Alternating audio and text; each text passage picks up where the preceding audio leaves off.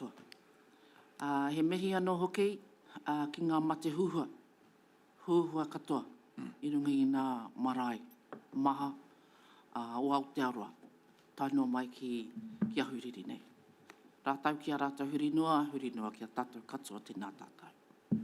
Welcome back everybody. Welcome this morning to our Ngā Mānukanuka o Te Iwi committee meeting today. Please can we stand to have karakia. Tēnā koutou. Tūtaua mai runga. Tūtaua mai raro. Tūtaua mai roto. Tūtaua mai waho. Kia tau mai te mauri tū. Te mauri ora ki te katoa. Aue, huie, tātai ki e. A reminder, this meeting is being recorded and is live streamed on the Council's Facebook page. I do have apologies for lateness from Councillor Raihania. Can I please have a mover and a seconder for the apologies? Tēnā koe, Darren. Aye. And Kirk. Are there any conflict of interest to declare? Ka ore.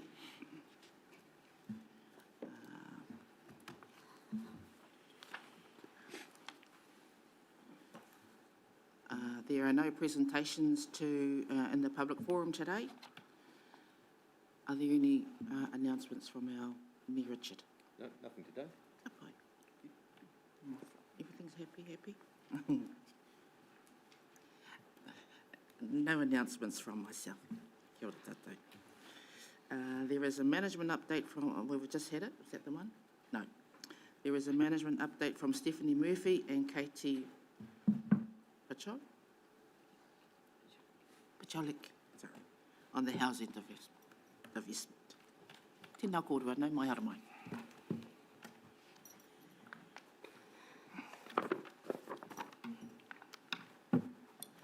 Morena everyone. Purpose of this morning's update is from Katie and myself, is to give you just a quick overview on where we are at with the housing divestment project. I'll just give you a brief run through the history, just so that you're all aware of what's been going on over the last brief period of time, and some of the key timeframes and decisions. Just like to remind you that Council has a portfolio of 3 social villages and 9 senior housing villages, which gives us a total of 12 with 376 properties. The specifically today, Katie and I will discuss the social village update, which is the divestment project that we're currently going through. So Council has been through quite a journey, which led to a decision as part of the long-term plan process in June 2024, which was made the decision to divest of our senior portfolio, which is Wellesley, Carlisle and Nelson Cress. And then over the last 18 months, we've been effectively working on that project.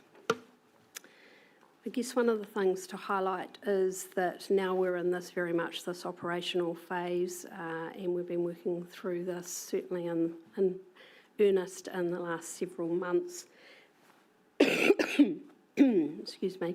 And part of that process is to ensure that all tenants have a home. So Katie will touch on some of the work that's been going on, as far as we have been very much engaged with our tenants, and have actually employed a navigator/coordinator to actually work with the tenants in this space.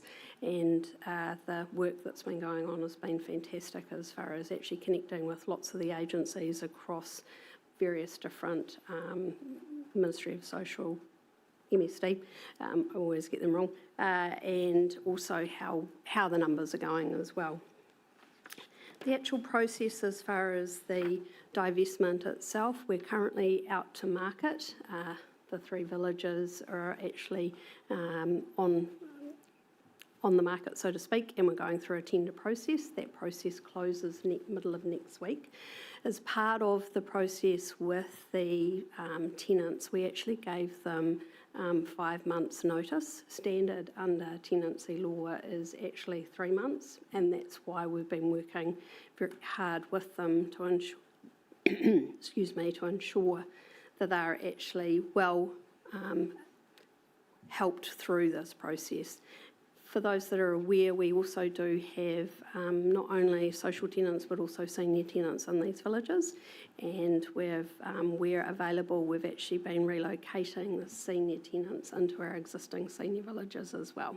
So I can't give you an update on the actual sale process at the moment because it is under a tender process and commercial negotiations. I'm sure you can all appreciate that, but we look forward to in the next wee while being able to share where we've got to and hopefully have a very successful tender outcome process. But I'll ask Katie to give you a small update on where we're actually at with the tenant relocation process, and happy to take any questions. Thank you, Steph. So yes, whilst the outcome of the divestment process is really a key element of this project, we decided to make a conscious decision very early on that the most important part for us really was the approach that we're going to take with tenants. This is a huge change for many of them who have lived in the villages, for some of them for years. And so we recognised that very early on. As Steph has mentioned, there are 2 cohorts of tenants, and whilst we recognise that they are all individuals, they do broadly fall into the 2 categories of those who are eligible to be relocated to one of our senior villages, should they so choose, and then those who, because they are not of that age, need to be supported to find accommodation by other means. Recognising that, we realised the task across those 2 groups, we needed to bring in some additional resource, and so as soon as possible we did bring in that additional community connector role, so that that person could work on a dedicated basis with the tenants that are not eligible to be relocated within our senior villages. As Steph also mentioned, communication has been absolutely key from the very outset, and we took the conscious decision not to simply comply with the legislation and give tenants the 90-day notice. We actively chose to bring that forward as early as possible in the process, allowing that full 5-month period to support tenants into new accommodation. We've also been providing practical support, so not just that, not just the support to identify new homes, but actually the practical support in terms of moving, be that clearing out properties that they've lived in for a number of years, packing, replacing items that might be too large to move with them, facilitating viewings, supporting them to apply for new accommodation. And that process is going really well for us. We started the year at 52 households requiring support to find new homes. As things stand, 7 out of the 10 senior tenants have new homes identified. So we're just working now with 3 of those senior tenants to identify new homes. And in terms of the social tenants, those not eligible to move into the senior accommodation, we're currently sitting with 8 out of 17 who it looks like we have identified new homes or worked with them to identify new homes. So we're really in a strong position, still with a number of months. The date that the properties need to be vacated by is the end of October. And so we're feeling really confident in terms of the position we're at and the support we've been able to provide to the tenants throughout that process. Like Steph, I'm very happy to take any questions if anything comes to mind from what we've shared. You have 52 households, and 7 out of the 10 have new homes. What's happened to the other 3? So we're still working with 3 senior tenants. What are the issues? What are the issues that are with those 3? No issues per se, it's just that there aren't currently 3 vacant homes for them within the senior villages currently. That's not to say that they wouldn't come up in the next, that a vacancy might not arise in the next couple of months. So that still is a viable option for those 3 tenants. And the 8 out of the 17, are they the same issues? So the 8 out of the 17 are those that we think we have identified homes for. So we've still there 9 tenants. There's a range of issues there. Some of them just still exploring alternative options. It's not that there's any issue in the way. They're just considering their options. Some of them have, maybe at the other end of the spectrum, some really specific needs that need to be catered for. It might be in terms of accessibility, so wheelchair user or an individual who perhaps requires more than 1 or 2 bedrooms, which so maybe isn't eligible for some of the options that have been brought to their attention. It's really an individual basis what the challenges are in terms of identifying new homes. And just to add to that, I think the key is that the community connector is working with those individuals with their individual needs, and that is a privacy matter, so we can't share any of those specific details. But we're very, very conscious of ensuring that they have the individual attention and support that they actually require on a personal level. Because it's not big numbers.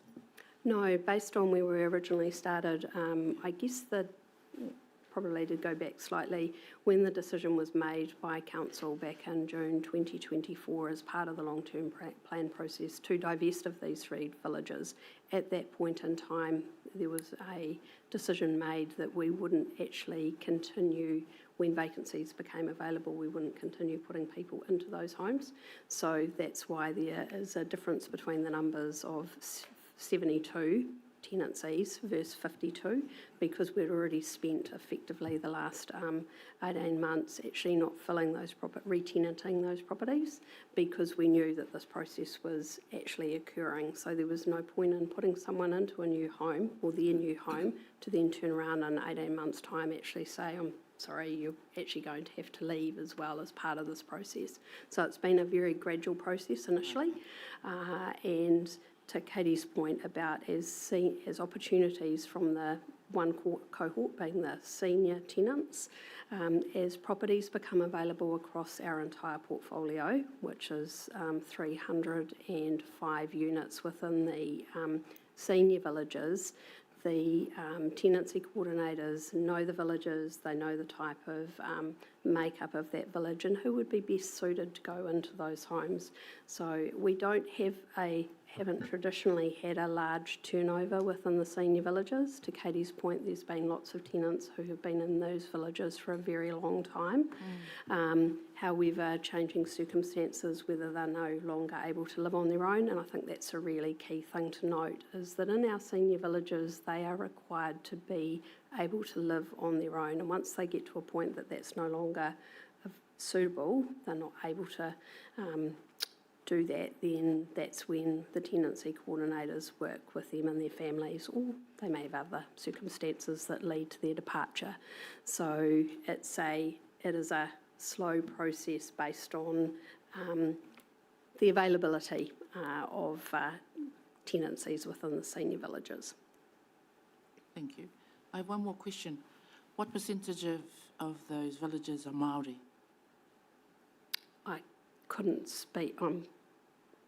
I couldn't give you a figure off the top of my head. I'm sorry. Could you find that out? Yep, we can do. It's an easy stat to find out. Yes, please. And we would really highly like to know those sort of things, whether they are whānau member or part of our community. Yeah. Thank you. No problem. Te pātai anō? Stephanie, thank you for your report. I remember when you first came in, and my concern was the tenants and where they were going to be moved to and how they were going to be moved. One of the questions I do have is, so do some of these tenants that you have, are they going to private rentals? Through the chair, yes, they are. They are? And so the connector is actually working with, so as Katie mentioned, some of the social tenants require larger homes than what we have available within our senior villages, or so there is the ability to work. They have been working with some private landlords to actually find alternative accommodation in the private market as well. I know one of the barriers is the bond, so, because it can be quite expensive. So are we assisting them with the bond, or are you getting that from somewhere else? Through the chair, yes, part of the process is working very closely with MSD, and MSD are working with the tenants to actually understand their individual financial circumstances, and as part of that process, they are providing the support that they actually require, for example, for an accommodation supplement or for bond or any of those other matters, financial matters that they require support with. Thank you, Steve. Thank you, Madam Chair. Thank you. Any more questions? Pātai? Tēnā kōrua, thank you. Cool. Kia ora. Sorry, Steph, please can I have that update around the Māori percentage of it? Tēnā. Are there any further announcements by management? No. Cool, thank you. Are there any minor matters not on the agenda for discussion? No, thank you.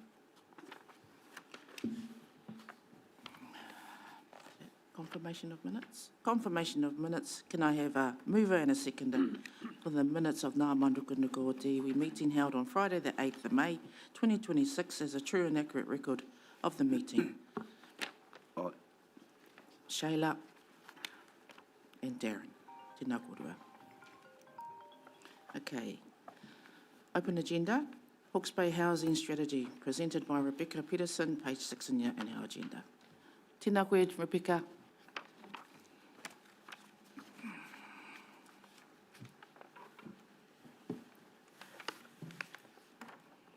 Tēnā koutou katoa, Paul Beck Peterson, tōko ingoa. Here's Senior Policy Analyst mō Te Kaunihera o Ahuriri. I'm Beck.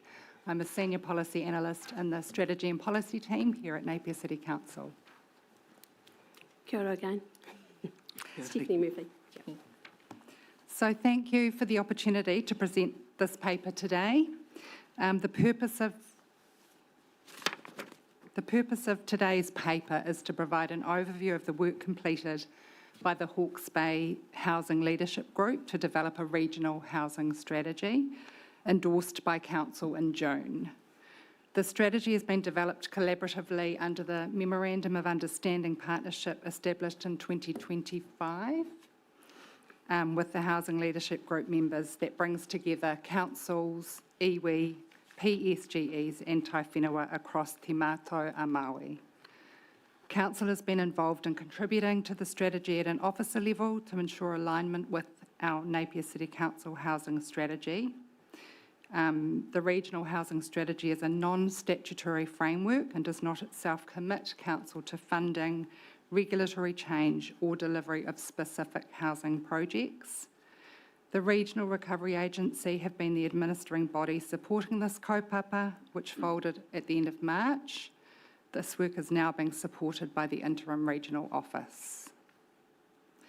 The intent is to work collectively where it adds value, while each partner retains its own governance and decision-making regarding housing initiatives. And you'll appreciate Napier City Council is only one member of the Housing Leadership Group. There may be questions raised today that we cannot answer. However, we can take questions back to the leadership group and provide a response following this hui.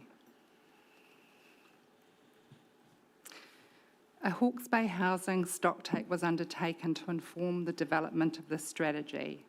This slide provides a high-level summary of some of the housing pressures across the region and identified several challenges particularly relevant to Napier.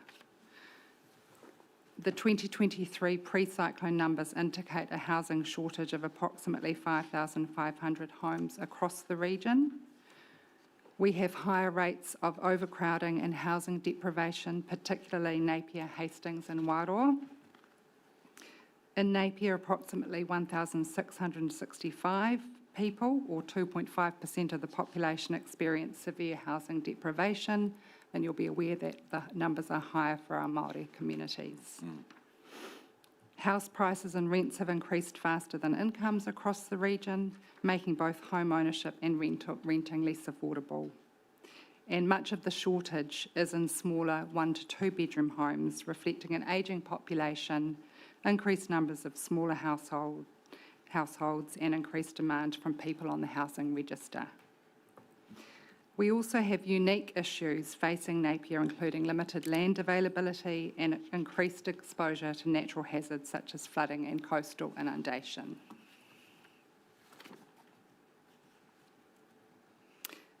The strategy aligns with our Napier City Council housing strategy. Both acknowledge the full continuum of housing from homelessness through to home ownership. Both reference place-based collaboration and give weight to treaty-based partnerships, and the key focus areas map closely. I'm not going to go through this today, but that's just an acknowledgement. As stated earlier, the Housing Leadership Group originated as a subset of the Matariki Governance Group, primarily focused on recovery activities from Cyclone Gabriel, and an agreement from Hawke's Bay leaders to continue to work together to address housing challenges. An MOU was signed by partners mid-late 2025 to formalise that partnership. The Housing Leadership Group now operates independently of Matariki governance structures, with decision-making authority retained by individual member organisations. This slide shows us a list of members. And as part of the MOU, the Leadership Group agreed to work together to explore opportunities to develop a regional housing strategy we're presenting today, advocacy to central government regarding housing issues, support funding applications either as a collective or individually, explore establishing an entity, coordinate cross-sector initiatives, monitoring and reporting. These are the agreed principles that were developed as part of the MOU partnership. Place-based means responding to the unique needs and character of our region and communities. Partnership and collaboration acknowledges we can do more together. The importance of strong regional partnerships that are key to engaging and influencing central government. Long-term vision and action in the present. This takes a long-term view, aiming for sustainable housing outcomes across generations and political cycles. A holistic perspective, which acknowledges that housing is interconnected with broader community outcomes, including health, education, employment, and cultural well-being. Equity and inclusion, which prioritises solutions to address need, reduce inequities, and ensure access to safe, healthy, affordable housing for all. Evidence-based, grounds work in data, research and community input to ensure effective outcomes, and accountability, a commitment to transparent decision-making that is focused on measurable outcomes. This slide provides examples of additional leadership group activities. However, since signing the MOU, the Leadership Group have been focused on 2 key programs of work. One being the delivery of 159 allocated social housing places for Hawke's Bay and developing the housing strategy. The Housing Leadership Group have also been coordinating political advocacy and engagement in preparation for the election, including developing the following comms. I've got a few copies. Which highlights the region's needs, priorities, and examples of successful delivery of projects. And I can share this flyer. I only have a few copies digitally. So just touching on one of the positive outcomes from the Leadership Group regarding social housing. So this initiative was following the government's review into kāinga ora and shift towards increasing social housing provided by community housing providers. The government invested $140 million into 1,500 new social homes to be delivered by community housing providers across the motu between June 2025 and June 2027. The Housing Leadership Group proposed to the Minister to be selected as a priority location to deliver 150 social homes across the region. What was MHUD, now MCERT, worked with the Housing Leadership Group, community housing providers, iwi and councils to agree to deliver this list in front of us. So it's a summary of what the region will have access to in terms of additional 64 social homes. Sorry, the Ahuriri community will have an additional 64 social homes, which is 57% of the total allocation. This slide acknowledges that many Housing Leadership Group partners have their own strategic housing priorities and, as mentioned, all retain their own governance and decision-making regarding housing. So at a high level, the strategy sets a 20-year vision that every whānau and household has access to a safe, healthy and affordable home in a thriving community, and it acknowledges the additional access to education, employment and amenities. As mentioned before, it acknowledges the entire continuum from people experiencing homelessness through to independent home ownership. The strategy has 5 broad outcome or focus areas, starting with whānau wellbeing and community development. Affordable, quality and diverse housing supply, so meeting the region's specific housing needs. Māori housing aspirations, enabling mana whenua and Māori housing initiatives, including papa kāinga. This focus area acknowledges the disproportionate housing challenges experienced by Māori. You'll be aware that we have staff presenting a report today on the National Environmental Standard for papa kāinga, which may be able to answer some more detailed questions for the committee. The 4th priority area is effective planning, infrastructure and regulation, and the 5th is collaborative governance and investment. The strategy also identifies 4 high-level goals on page 11, including a focus on mixed tenure neighbourhoods, acknowledging that houses are more than places where people live, pathways to home ownership, that owning a home is not a binary movement. There are steps people can be supported with along the way. Whānau enabled to live on ancestral land, acknowledging the system and institutional settings that have blocked the ability for housing to be built on ancestral land, and local management of social housing, expanding the community housing provider sector. Finally, the strategy also acknowledges design principles on page 10, healthy and accessible homes, focusing on climate resilient design and low environmental impact and efficient use of resources. As stated, the strategy does not commit council to funding regulatory change or specific housing projects. It sets a regional direction and supports coordinated action.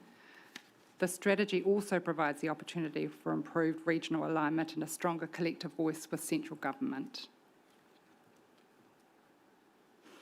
As stated earlier, council endorsed the strategy in June for ratification by the Hawke's Bay Leadership Group, Housing Leadership Group. Council agreed that a draft action plan will be brought back to council for consideration and noted the endorsement does not commit council to financial contributions or delivery obligations.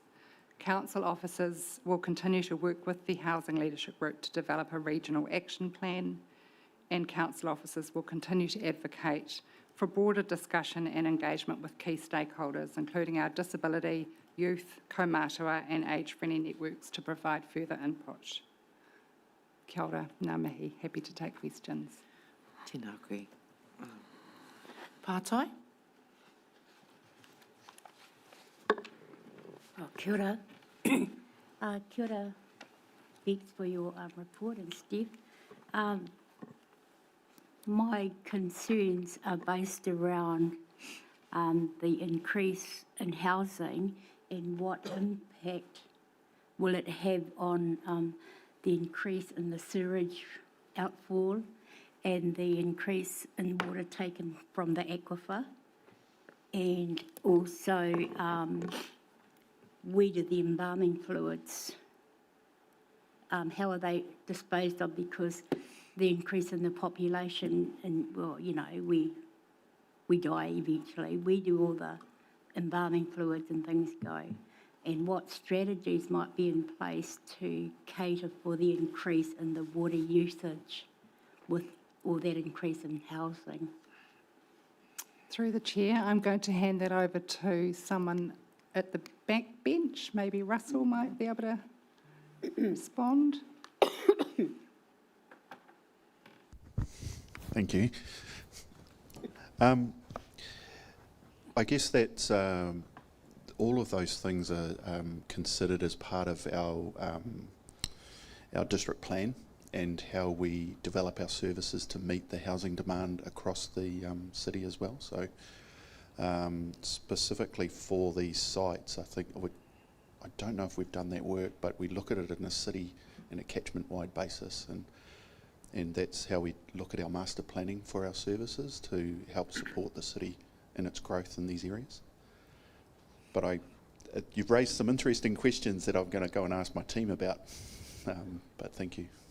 Yeah, you know, the aquifer's only got a limited amount of water, and already in some little villages in Hawke's Bay, when there's a drought, their wells don't. They have to dig their wells deeper to get to that second layer of water because the first one is not deep enough. They don't have water, Bridge Park specifically. So with all this extra housing, you know, there's not an unlimited supply of water in the aquifer. So we need to kind of look at strategies to stretch that water around all these new housing. And I think one of my colleagues has maybe talked about water rates or just some sort of strategy to limit. Yeah. All the horticultural people, they're just sucking up the water like nobody's business. So yeah. No, and no, definitely those are some of the things we look at, and at the moment we've got with our bore field, we're looking at building that resilience so that we don't have that seasonal issues as well. So we are looking at those varied depths of our new bores that we need to drill over the next few years, because that's building that resilience in our network for the city. So those are the things where we look at in our design elements to try and eliminate exactly what you talked about. So where are you putting your new bores? So we've got a plan to put some bores in the Taradale Guppy Road area, and also in the Awatoto area down, I think it's Miani Road, Miani Awatoto Road. They all go down into the same aquifer that carries. Correct, but Hastings. we are planning at putting bores at different levels so that we build resilience in the infrastructure for those seasonal demands, just like you're talking about, yeah. Okay, good. At least you're thinking Kia ora. about it. Thank you.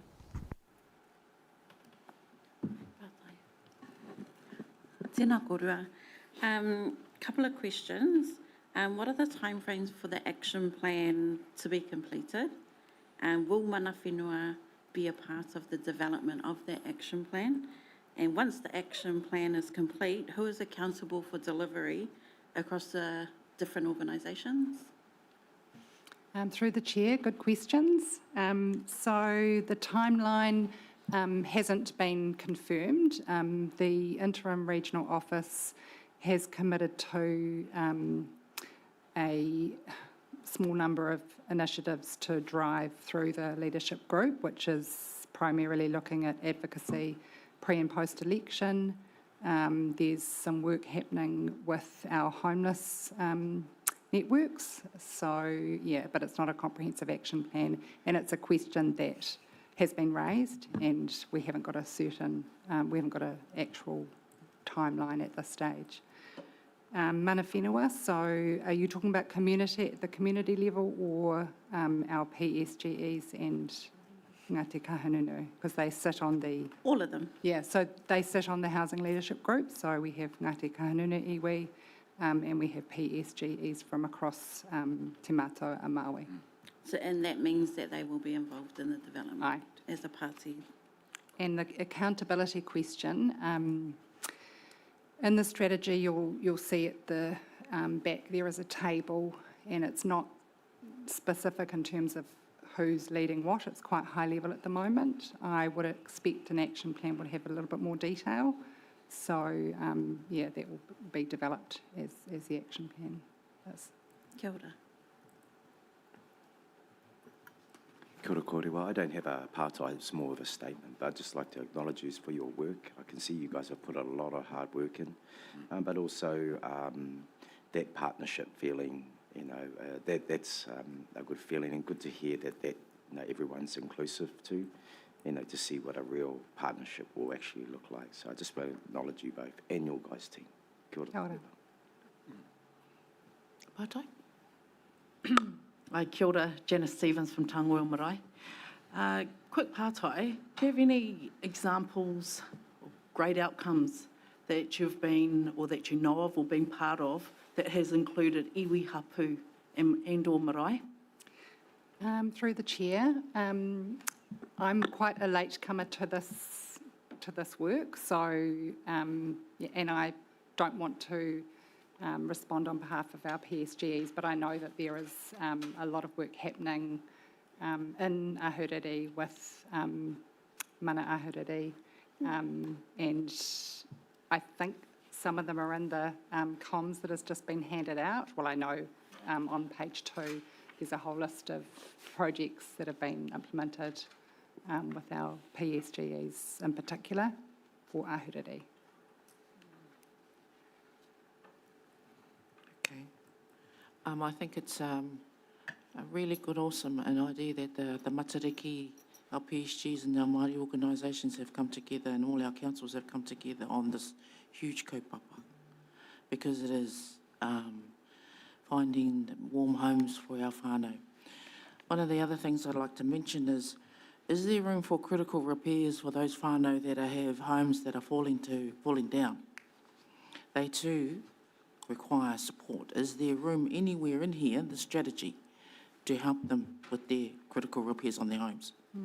Through the chair, I'm not sure whose responsibility or who would be the responsible organisation, but we can most certainly take that back to the leadership group and discuss and try and find a response. We can bring that back or share that via email to the committee. Okay. Do council have stats? Do you have stats? Does Napier City Council have stats on homelessness, on Māori living in deprived things? Do you have those stats? Through the chair, the Infometrics report is probably the most up-to-date source of housing stats across the region, and some of that data has been pulled through into the strategy. Can we? Yeah, I will ask the Housing Leadership Group if we can share that report. Yes. And I also want to, I think this is for Russell, in terms of papakainga, the consent process through papakainga infrastructure. Is there what am I trying to say? Is there an avenue for infrastructure for papakainga that the council can support on? Sorry, the question, just for clarity, looking at financial aid for infrastructure support, or? Yeah. Okay. I'm not aware of any process for that in terms of a funding mechanism. Sorry. Is that something that you will look into though? Is it? That's something we'd have to, Talk with the group? talk to the council with, and and look at those future budgets, I guess, yeah. Okay. Just through the chair, sorry, yeah, that's something that would go through the right channels and the right, those who hold those portfolios. If you're wanting some answers, we can support you Okay. with that kapai. He pātai anō? Makoita. Tēnā kōrua. Thank you. Becca. Thank you. Tēnā.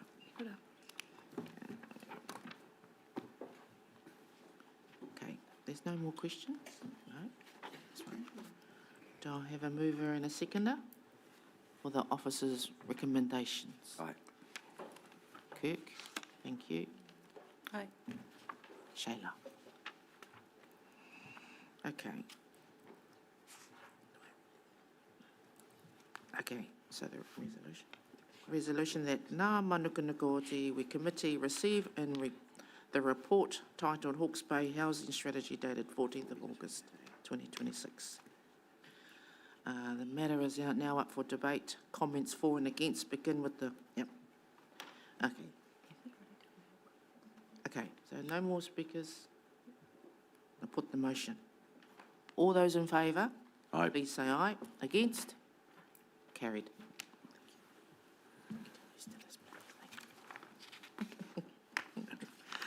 Agenda item number 2, National Environmental Standards, Papakainga. Nau mai hara mai mani, tēnā koe.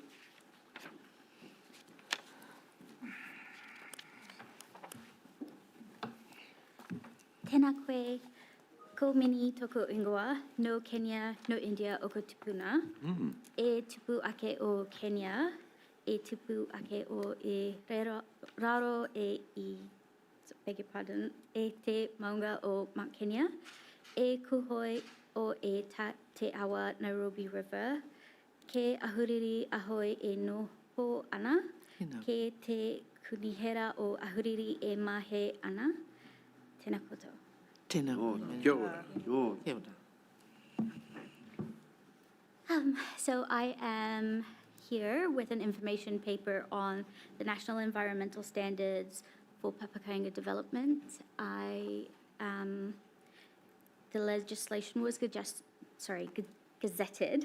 on 4th June 2026, and I assume it's taken as read. Sorry? Sorry. Yes. Everyone has read it. Do you have any questions for me? Okay. Any questions? Pātai? Yep. Kia ora, Sharon.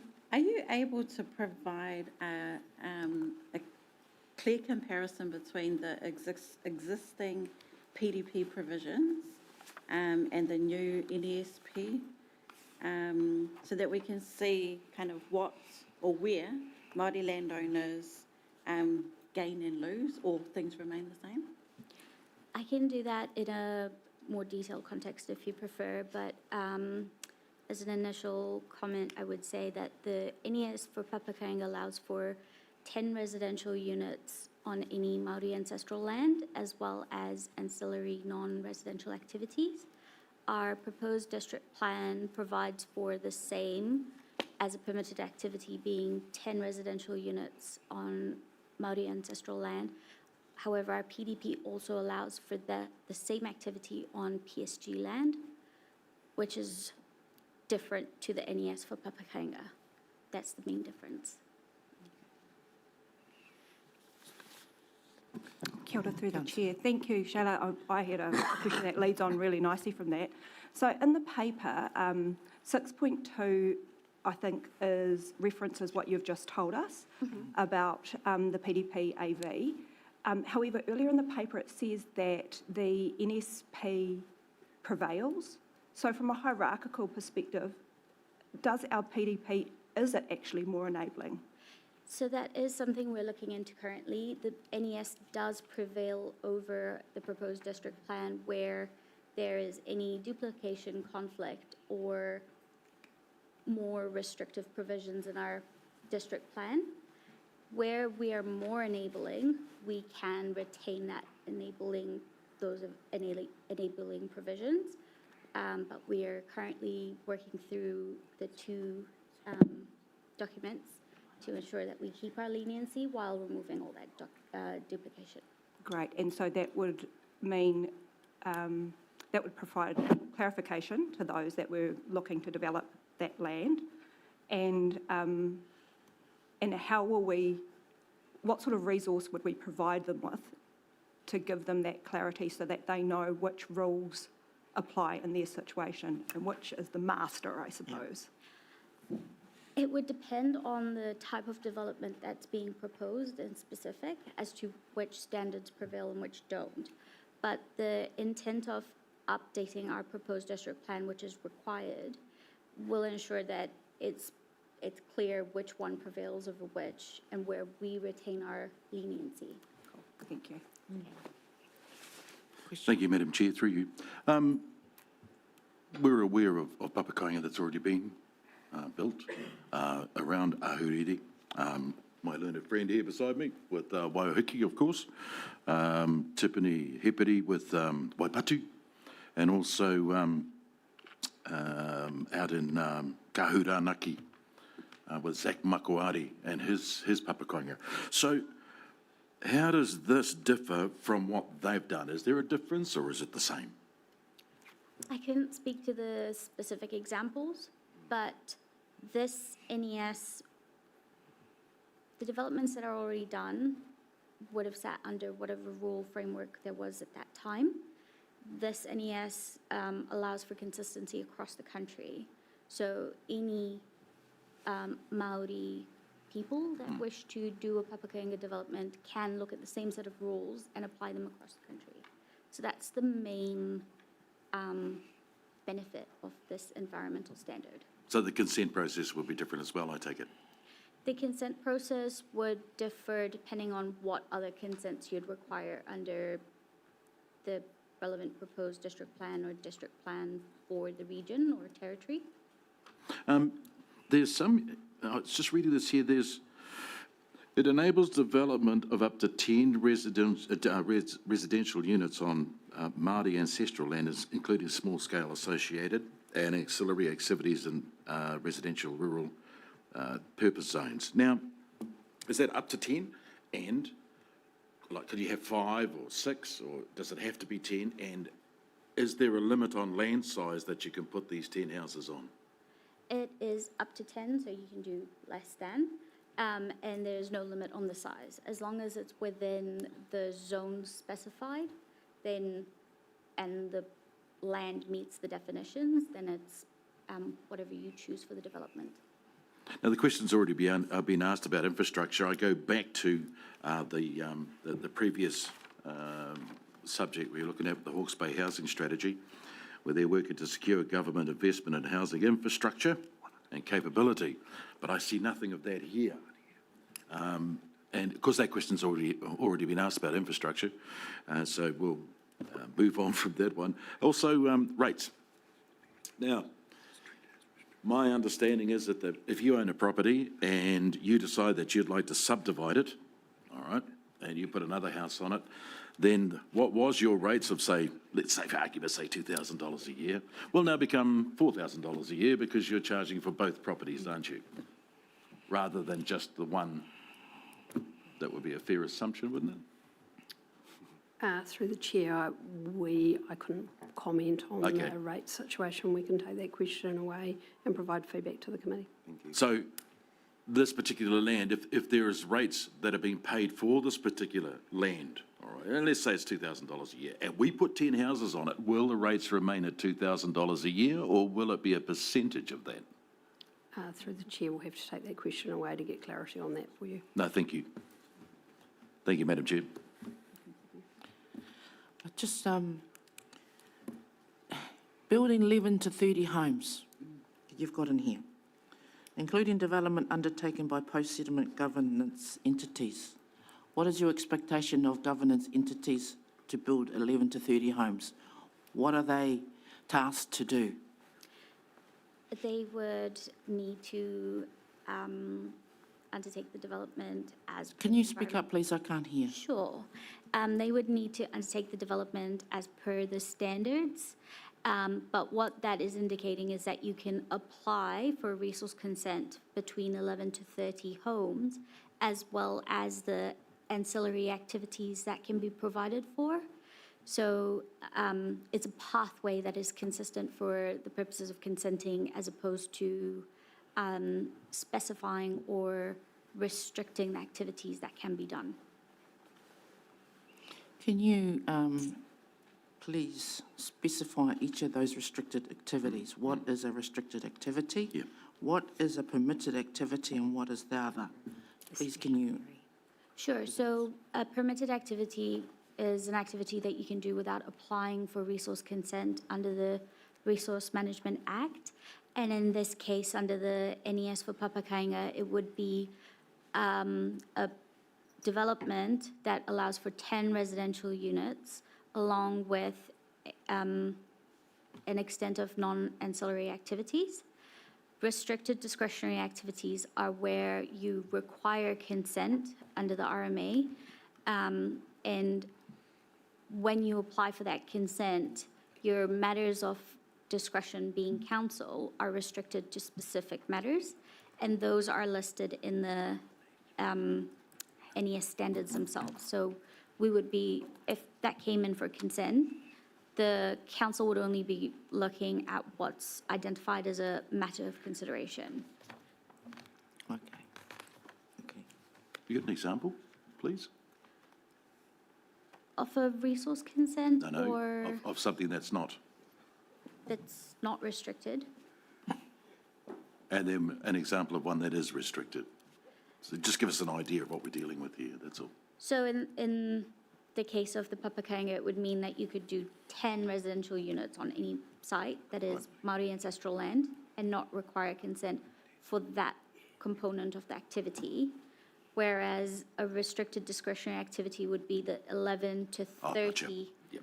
units. Yep. Tēnā koutou. Tēnā. Kia ora. To, I guess, support and through the chair, as head of department of the regulatory delivery, in my space we have the consenting team, and we do pre-applications. In that pre-application process, it's free for that first part of it. You can come in, talk with our planners, and they know these rules quite intimately as well, like Minnie has discussed, but they'll be able to talk specifically to any projects that you're looking at doing or considering doing and giving you advice about what best pathway you can take through this framework, whether it be permitted or restricted, discretionary and all these other funny words. They'll help you out to figure out, okay, well, what can we do to enable Papakainga here in Ahuriri? So yeah, absolutely feel free to reach out. If you jump on our website, search up pre-application for resource consent, there's a process to go through, or just fire through a message. We can help out in getting something set up to talk about any proposals or concepts that you might be thinking about doing. One thing I ask is that we know this is the carrot that National have put out, and so what I'm asking is going to put a commitment on this table from council. Should the government not get in, will it be carried out post vote? Yeah, I guess that's not a decision that we can make in terms of the national environmental standards element. It's set at the government level. So it is gazetted, which means it's the law as it reads. So the only way that that can be changed would be through the legislative processes in central government. I couldn't speak to the political part of it, though. Thank you. Yep. Just one more part-i. 4.1 as well. If we were to build a Papakainga 10 at a time, would that come under the permitted activity and not have to go through the restricted or discretionary? That would depend on the proposal, and it would also depend on the piece of land or the subject site for the development itself. So that's something we could consider when we've got a few more details to assist you. Okay, thank you. I just want to say that Papakainga, our people have been through Papakainga for over 20 years now. And it's hard on them too. Each whānau member, the system has put them through the ringer. And it's lovely to know, to come to the council today and know that you're on board with Papakainga. It's really good because they have to do their work too. They have to do their trust, their ahuwhenua trust. They have to get everyone on board. They have to plan and all that. And it's not an overnight thing. So what's your time frame for whānau? Could you clarify what time frame you're... Because whānau have to go to the Māori Land Court, because Māori Land Court gets involved here, right up front. Aye. then they have to succeed. Those ones that aren't succeed, they have to succeed to their whenua. Then they have to go to do an ahu whenua trust to be able to build on their land. So that's a process in itself. A Māori land court can take years. So what's your process? What's your time frame for our people? So the process for the NES itself would fall in as part of the any development process for resource consent. So that's when that process would start, or earlier if you go through a pre-application process with council. In terms of the land and the additional processes, that's not something we can control through the NES. No. But what it does do is specify the types of lands that are defined as Māori ancestral land. So it may mean that depending on the land, that it may not need to go through certain processes. And that would depend on where you're looking to develop. Yeah. It is dependent on the family doing their part towards papakainga. Yes, we already know this. So, but thank you, because I think this is just a wonderful discussion to be had with all our councils and with this NES. We know that it's come through national, but we do need the commitment for our whānau's sake, that they can see the vision of building their on their whenua. Hey, so, ngā mihi kia ora koutou. Tēnā koutou. Kia ora. Thank you. Right, here am I. So, do I have a mover and seconder for the officer's recommendation? I'll second, Dennis Madam and Chair. Jason. Thank you. Tēnā. Koutou. Thank you. So, thank you to Gemma. She keeps pushing down here. You've got to say this. Okay. That the Ngā Mānukanuka o Tiwi Committee receives the report titled NES Papakainga dated 14th of August 2026. There be no speakers. I will now put the motion. Do we all agree? In favour? Aye. Aye. Against? Carried.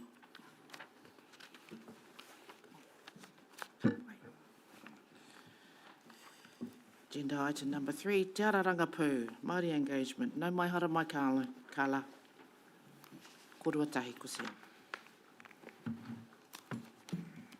Tēnā rā tātou, nā manahu te tepu nei. Kia koe hoki Uncle Matt, nā mahara mai anō. He's snuck in, I didn't see him. Here to support Carla, through the chair, here to support Carla to deliver her update, and happy to answer any questions at the same time. Kia koe hoki, Carla. Tēnā koutou, ko Carla Hogan Soka Wangawa. I'm the Senior Māori Policy Advisor for Te Waka Rangapū. I'll take my report as read, and are there any questions? Any questions? Yes, kia ora, Mara. Kia ora. I think it's an excellent piece of work. Really want to congratulate the process that's been undergone, and I know our PSG was involved and happy as well. My question is really the interface with the simplifying local government mahi, that when and if councils merge, obviously each council must have its own Māori engagement approach, whether it's in a policy or not. Do we know the state of the Māori engagement approaches of those other councils and how this one sits in relation to those? And that if there's a merger of councils, what would happen to the Napier City Council Māori engagement approach? Does it just get subsumed in, or will it be, well, we got the best one, so we'll use that one for the new merged entity? Or, have we thought about those implications of the council merger and what it means for Māori engagement? Tēnā koe whai through the chair. Great question, and obviously when we're looking at amalgamation and we're looking at trying to bring together things like policies and strategies, that's a piece of work that those councils and that entity will have to work through. So, and to answer the question, that's we don't know. But I like that other part of your question, what you said, we've got the best one. So our thing is actually to try and elevate the engagement policy as best we can to see that hand on heart, this is a standard that I think throughout the region we should follow. The Regional Council does have their own engagement policy, Māori engagement policy, which has helped to shape and develop this one at the same time. But regionally, I think that's a question that we don't know what the governance model is yet, so we sort of can't answer that question, but we would definitely advocate if from this table that was something that you felt was worth doing, we would advocate and elevate that. Through the chair, I want to steal my whanaunga's idea about maybe having a comparative analysis done. Even if the work of the amalgamation of policies hasn't started yet, it would be just good to know, as at today, this is kind of the core components of our one, this is the core components of the Hastings one, the Central Hawke's Bay, just so we can kind of see the differences. Compare and contrast, sure. Yeah, just a brief analysis, if that could come back to this committee. I think that, because obviously if ours is the best, then we'll play a role in advocating for that. Tēnā koe. Pātai, kia ora. Kia ora, through the chair, just a couple of pātai. First of all, out of curiosity, who are our Māori Engagement Review Group? Pātai ono? Who are our Māori Engagement Review Group? What is the membership of that? Sure. So the Māori Engagement Review Group is an internal group that does the reviewing, the monitoring on behalf of operations, and has the ability to elevate some of those findings through too. It's not been identified as specific roles that have to be in there as of yet, but it's a mechanism that we've taken from the previous meeting and also internal discussions amongst staff to know that that's a mechanism worth using. Yeah, awesome, thank you. I agree, I think this is an awesome piece of work, so it's lovely to see it come through, and I'm just trying to understand, so for me, that's monitoring and oversight, accountability internally. From a governance perspective, where will this committee see the fruits of this policy? How will that be presented back to the committee? Through the chair, so internally in the operational toolkit, that's part of the whole suite, we will be designing the feedback evaluation analysis tools that then ELT see, and then yearly will be able to report back to the committee. Oh, amazing, thank you. So that answers another question I had, which was, so the full suite of documents, they don't yet exist? Is that right, or do they all exist at the moment? Through the chair, they have been drafted, and this afternoon when we have our workshop with this committee, we get to go through that and work through that with you, because we've taken the directive in terms of from our previous and from your previous endorsement that you'd like to see the strategy and framework implemented, and you support that, and so we've come up with drafts for you to work through. Thank you. And just one final pātai, if I may, through the chair. So then, taking it up a level, how will full council see the fruits of this work? Good pātai. Yeah, good pātai. Apart from reporting, through the chair, sorry, apart from reporting,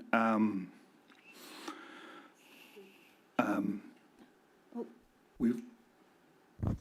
Kara koutou. Probably good for me. So some of it's in my KPIs. So there is a direct line straight through. It also sits through many of our directorates' action plans and directorate plans, which are being developed at the moment. And it will obviously be reported in some of our performance indicators coming through. So it may not be reported as it sits on the table now, but you will see it in all of the actions and outcomes.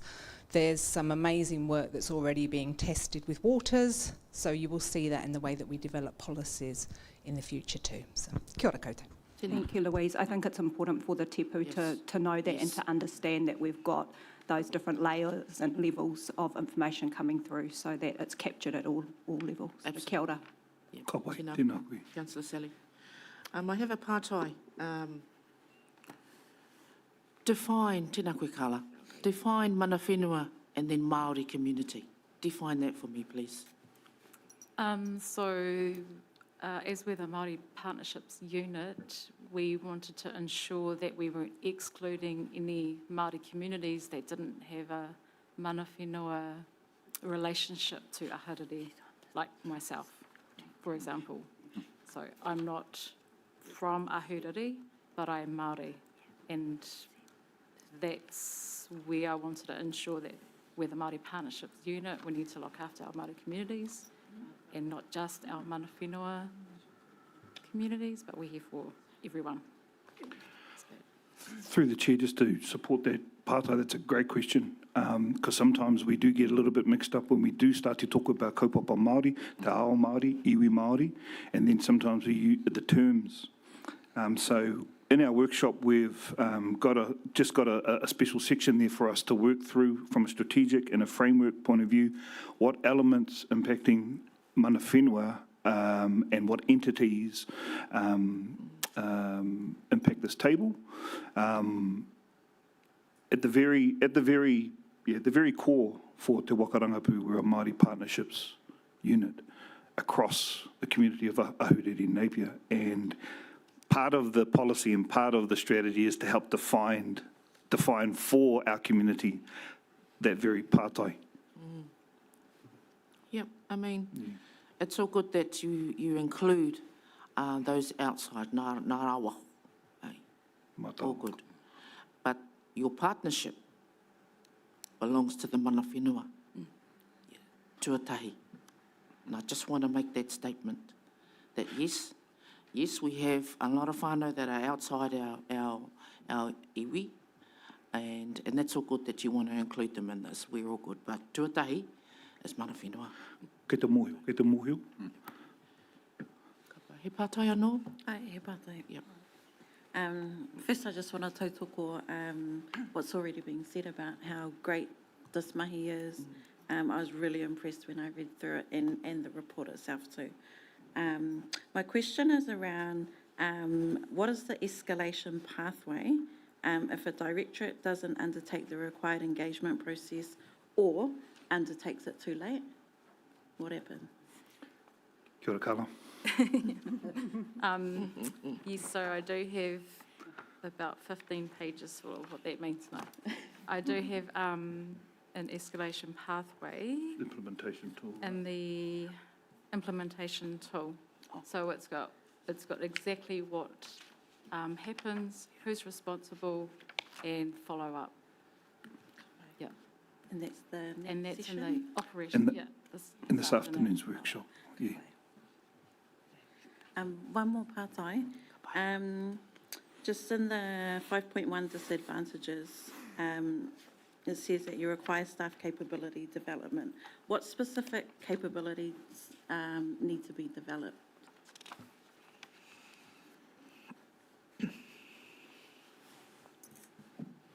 Can you repeat the question, please? Just what specific capability development is required for Council Kaimahi? Okay. Yeah, ka pai. The identification of that of the capability lifting is another piece of work that we are planning to do through our directorates. We're meeting with our directors and we're meeting with our leadership and HODs to understand their needs and have an understanding to customise at times an engagement process for them, not necessarily a framework, but a process within the framework. Because if I was to give an example, our water services, we've known that particular service and that directorate, their mahi at the heart of what we do is right at the top because of the mauri that exists and what we call wai. And so therefore that elevates the type of engagements we do. And then when we look at another directorate that services our urban development and you know, our strategic services, it may be just in a consenting phase or a consenting element, right? So we're trying to understand those needs and then build a capability plan with them to help support them under this framework. Yeah. Could also, through the chair, I just want to acknowledge that this work sits alongside our leadership framework. So our P&C team have just launched our leadership development framework, and Te Waka Rangapu have worked closely with our P&C team.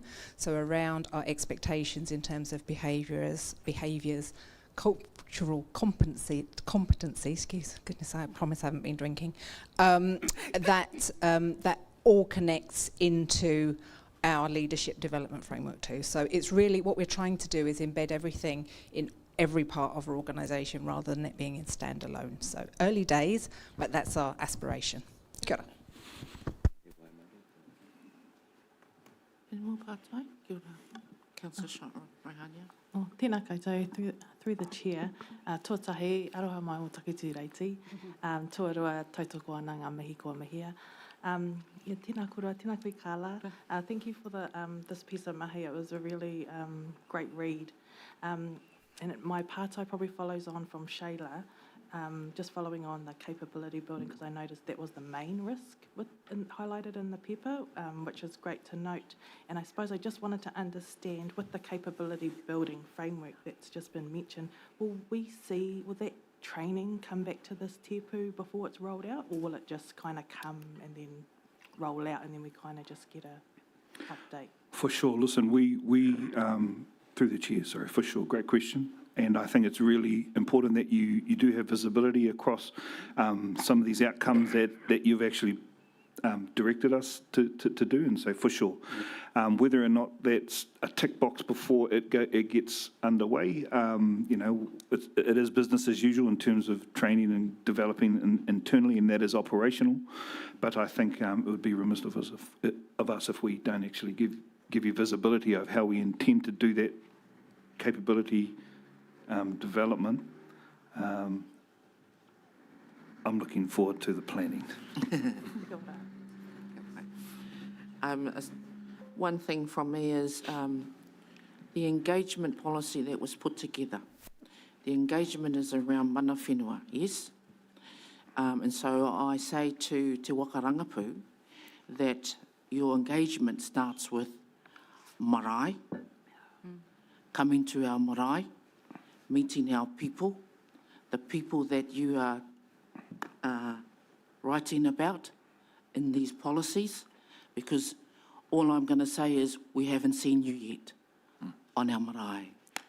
And I invite you all, your whole team, to come to the kahui pakeke, to come to our marae, so that we have visibility of who's talking on our behalf, who's writing on our behalf. Tēnā koe whaia. Through the chair, appreciate the invitation, and our team Te Waka Rangapu are happy to take the invitation, and this is the first time we've been invited, and so we appreciate that invitation, and I want to mihi to our Te Waka Rangapu team for being here to support Ngā Mānukanuka o te iwi. Tēnā rā tātou, katoa. Through the chair, a tēnei te mihi mātou a kia kōrua, o tira te whānau te Waka Rangapu katoa, te tīma, me mihi ka tika kia koutou katoa. Kia ora. Tātou tēnei? Okay. Do I have a mover and a seconder for the officer's recommendation? I'll move, Madam Chair. Jason and Kirk. Tēnā korua. The Ngā Mānukanuka o te Iwi Committee receives a report titled Te Ara Rangapu, a Māori engagement policy dated 14th of August 26, endorses the Māori engagement policy is set out in Doc ID 1925122 to take effect from the date of the Council's adoption. There being no speakers, I will now put the motion. All those in favour? Aye. Against? Tēnā korua. Tēnā tātou. Kia ora, sir.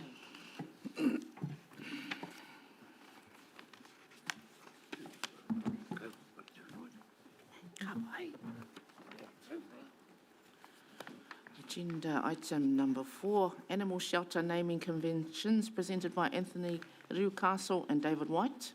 Tēnā korua, hara mai.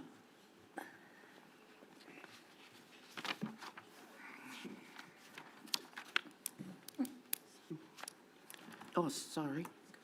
Oh, anō nei, Simon, no mai hara mai.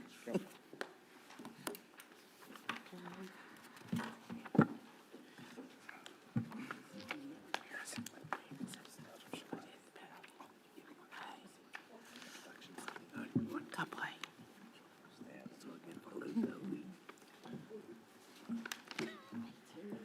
Tēnā koutou katoa. Kia ora. Ko Pōtauake roa ko Taupiri Ngā Maunga. Ko Whakatāne roa ko Waikato, ko Awa. No Ngāti Pukeko na Ngāti Mahuta. O ko mātua tipuna. E tupu ake e Hiritonga. Kei o tātara a hau e noho ana. Ko Anthony Rewcastle, tōku ingoa. Kia ora. Tēnā koe. Good. Yeah, in summary, I'm not from around here. Same. But I have lived here in Hawke's Bay all my life. And first time speaking to you. So, yeah, it's a privilege. Welcoming the team. Simon Bradshaw, sponsor for the Animal Shelter Project. And David White, Animal Shelter Facility Manager. Also a number of other people in the room that have helped support along the way to get to this point, including the wider council over the last 2 years that I've been involved with the project, including some significant budget discussions from the council team to get us to today, where we're coming to ask for guidance on regarding the naming of the animal shelter. So if I do a quick recap for those who don't know, guidance on the naming and potentially incorporation of cultural narratives and values that reflect the identity of Ahuriri. So the animal shelter is an important council facility that supports animal management, animal welfare, community safety and responsible pet ownership across Ahuriri. The construction of a new animal facility at the existing Napier City Onikawa depot site involves a fit-for-purpose animal shelter, passive temperature control, improved animal welfare standards, improved staff safety. There's another, a lot of work's gone into the design to get us to this point. That includes a new administration and office block for the staff, purpose-built for the staff, and a kennel block with 26 new kennels, isolation and quarantine kennels, food preparation, dog wash and exercise areas. So council officers have identified the potential benefit of establishing a formal name for the facility. That name might recognise a local identity, strengthen connections between council services and the communities they serve.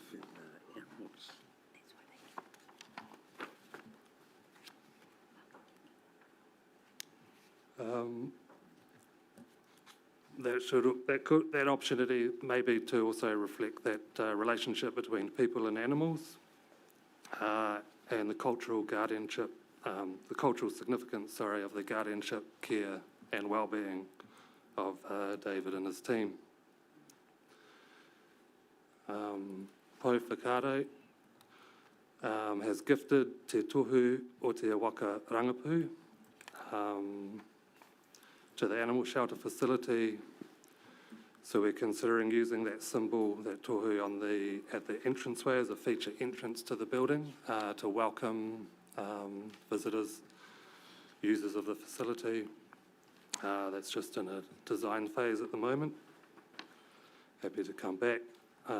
So yeah, just in summary, the report does not seek endorsement of a specific name, rather guidance on the appropriate process and any cultural considerations that should inform naming discussions. open to questions or any other comments. Pātai? Yes, just surprised with that last statement that the tohu from Te Waka Rangapu was given to you. Yes? What was the process that was taken? Yeah, maybe that was just the... Through the chair, I'll answer the question. Tēnā koe. The process taken was the team wanted to, first of all, have the opportunity to apply their values and what they wanted to do to the shelter. As a draft process, they asked if the tohu would be able to be used. We've asked to their team in what manner, and so they've explained what they've explained to you to us. We felt that there was an element of cultural care, an element of change that they wanted to do to the shelter. There was also an element of inclusivity that they wanted to have, and we supported that. And then it came down to the naming elements, and we've kindly handed that over to this committee and those who may want to be a part of that process for those conventions. That's how that came about. Tēnā koe. Just in terms of that tohu that was produced 4 years ago by the then Pouwhakarai, Moruhu, Te Tumo. Now, that tohu is based on mana whenua, and I'm not sure, but I'm going to say it here, the process that you went through with the Pouwhakarai now needs another level on there to go back to the original person to seek permission, because we can't just give out tohu that wasn't intended for animal shelter. It was intended for the kaunihera o ahuriri, mana whenua. So I just want to put that on the table right now, that was not its intention. And I ask our Pouwhakarai to take the next level of asking for permission for that tohu. Tēnā koe, thank you. Through the chair, as the Pouwhakarai for Te Waka Rangapu, our rationale in terms of supporting the animal shelter that does belong to Napier City Council, they are a part of us. That's part of our rationale. In terms of the type of mahi that we do for the council in terms of IP or design work, that's another matter at times, and happy to have that discussion offline with you if you have any concerns about that. But I will address to support this team, if that's a decision that you want to continue to go through, kei te pai, or if there's a change, we'll work through that at the same time. Tēnā tātou. Tēnā koe chi. Kia ora tātou. Listening to this kaupapa from you, Sam, you should come to the Kahui Pakeke and discuss it there. That's where all the knowledge is, especially when we started using our Māori names. Do you guys know the Māori names to these animals? That's a start. No use just putting a Māori name up and you don't know the Māori names of these animals you're looking after. Apai, there was an invite that was put to them to come to the Kahui Pakeke. So we'll put that on the table today to come to the Kahui Pakeke. They sit every Thursday from 5:30 to 7:30. Kia ora, hei te pāparare. Tēnā koe. Tēnā koe tau. Any more questions? Tēnā koe. Kia ora. Through the chair, I'm wondering, based on our kōrero so far, whether this actually presents an opportunity for us to formalise a process or a policy position to support our operational teams with clarity and efficiency ongoing when they're looking at naming facilities or looking for support, tikanga-based support when it comes to things like this. And that might be the opportunity that this presents to us, because I'm actually really proud of you guys for bringing this to this table. I think it reflects really good intent. It reflects care and respect, and it's the kind of thing that actually I think is a shift and a real change, and makes me feel really proud of being part of this organisation. So I'd like us to look at the opportunity that it presents and to acknowledge the willingness of our teams to try and do the right thing in the right way. Aye, thank you, Councillor Sally. Yes, Pātai. Tēnā koe, through the chair. I echo Councillor Crown's comments, but mine's probably just a little bit off track. I just wanted to mihi to you, Anthony, for your mihi to us at the start, because if you didn't catch him, it's the first time he's spoken and done his mihi, and to do it in front of tātou te iwi Māori, ka nui te mihi nui kia koe. Kia ora. Ka pai. One more Pātai. Why do you want a Māori name? Yeah. Why do you want a Māori narrative and a Māori name? I can start. I guess we've all got our own opinions on that. But yeah, I tried to outline some of the reasons the way the facility works and works with the community, having that interface is things that there's a lot that Dave will explain as well. But yeah, the community come to the facility often in a uncomfortable, difficult position. I don't want to say traumatic, potentially traumatic if they've lost their animal and they're coming back. So there's a lot we looked at the design about welcoming people in, making them feel like they can relate and be part of that facility. I think there's a really interesting discussion that was brought up there about the wider naming conventions with the Napier City Council facilities as well, and working with that to acknowledge the first language of Hariri. If I could, through the chair, if I could also have my 5 cents worth. This process, a lot of it for me was about creating a welcoming environment, and I think when we started this build, there was, it needs to be as clean as a hospital, it needs to be as secure as a prison, and then as welcoming as a library. And to achieve that, it's quite a task.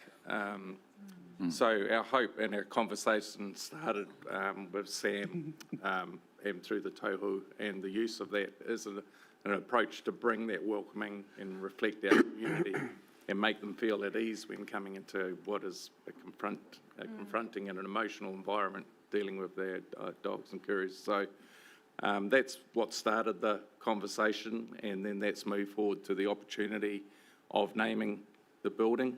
We welcome this, and that as well as bringing the tohu into our building if we are allowed.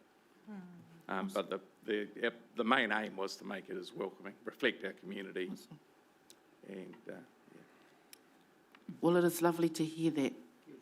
It really is. It warms the heart that your new facility that you're going to build is including all of those really good feels for our people, because for a long time there wasn't in our dog space over there. So there are memories that I think few of us around this table have of the dog pound, and it wasn't good.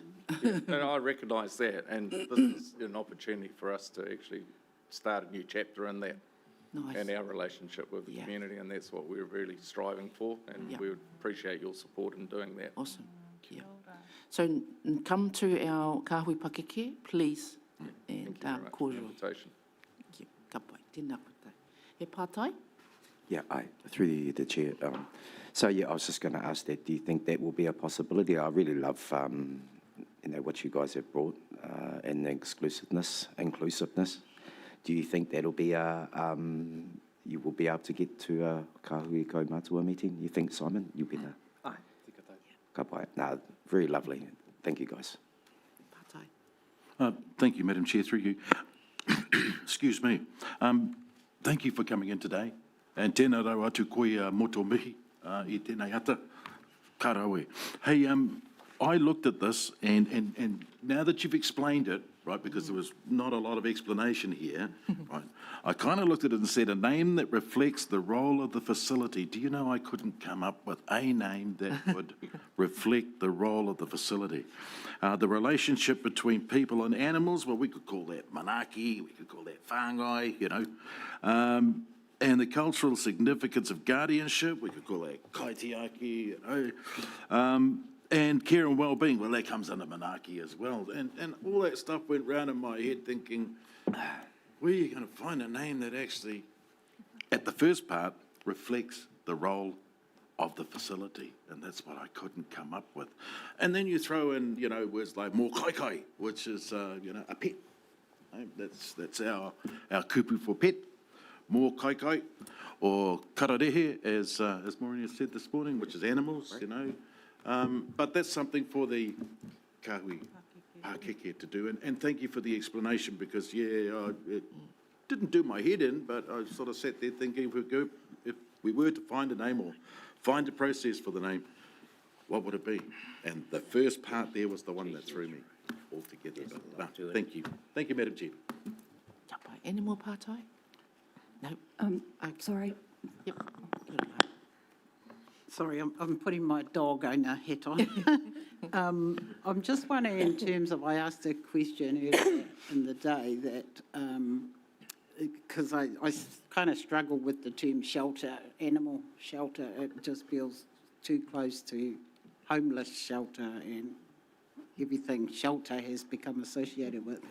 But thankfully, haven't had a dog in the pound for a long time, but is the role it's not just for, you know, people's lost dogs or they ran away, roaming dogs, is also you know, ones that aren't claimed, like rehoming, finding owners who potentially wanted, like there's kind of this continuum, and sadly, I guess if you can't find a home, then the ultimate outcome might not be good for the animal. But is your facility kind of catering, your design catering for all of those processes, especially when you start thinking about meeting with whānau to maybe come adopt an animal, or, yeah. Do you feel that you've kind of created a design that's going to cover all that?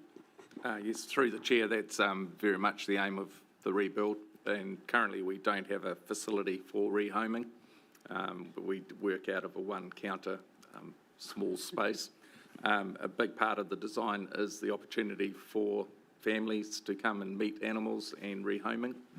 And also a facility that we can welcome the community in for education, the likes of bringing EIT in for their nursing and extended studies, working with vets to help in the understanding and care of animals. So it is a lot more welcoming to our community, and I think that's why we're here today as part of that.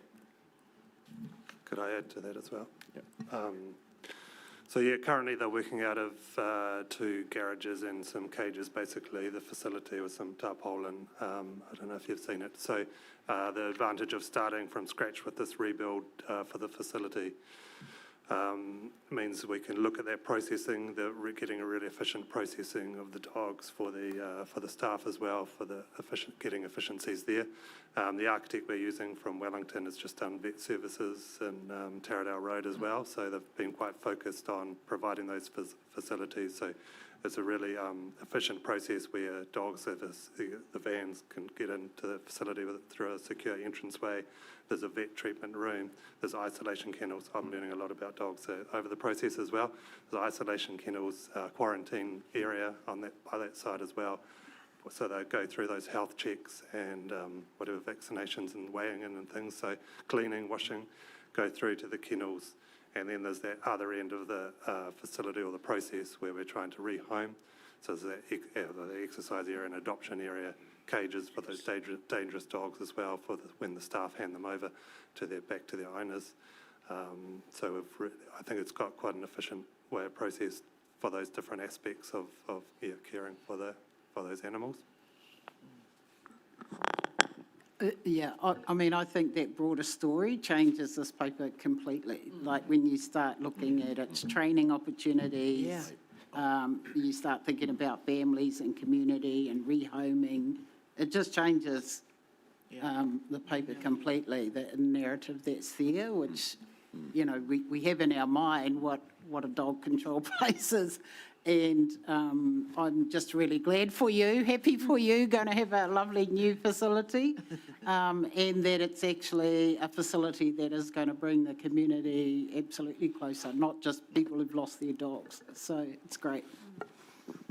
And just lastly, when you do come and visit the Kāhui Pakeke, bring a map of the area, because that's what we will focus on, is the land base in terms of the historic kōrero around that land base, which will jog the memory of the name. So that'll help to take a map of where your facility is. Ka pai? Choice. Just out of idle curiosity, did you come up with a name yourself at all, just out of idle curiosity? No, we haven't. No? Cool. And excuse me, Madam Chair, just checking, are we recording actions for this hui? Because I think so. Oh, yeah.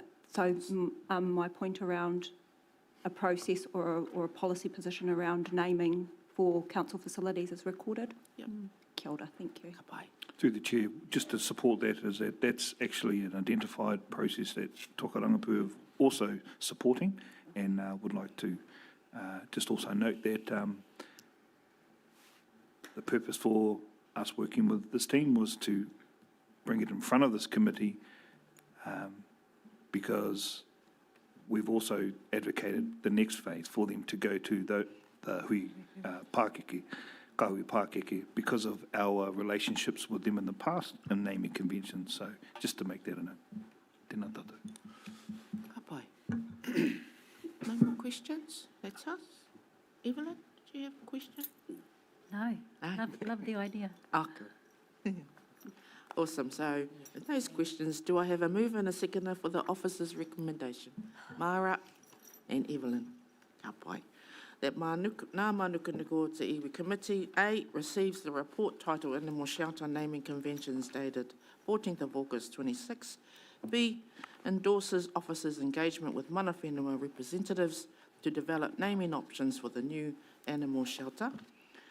And C, note that the proposed names will be brought back to the Ngā Mānukanuka o te iwi for endorsement.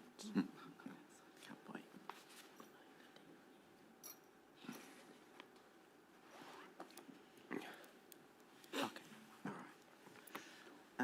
There being no more speakers, I put the motion. All in favour, please say aye. Aye. Aye. Against? Carried. Tēnā koe tau.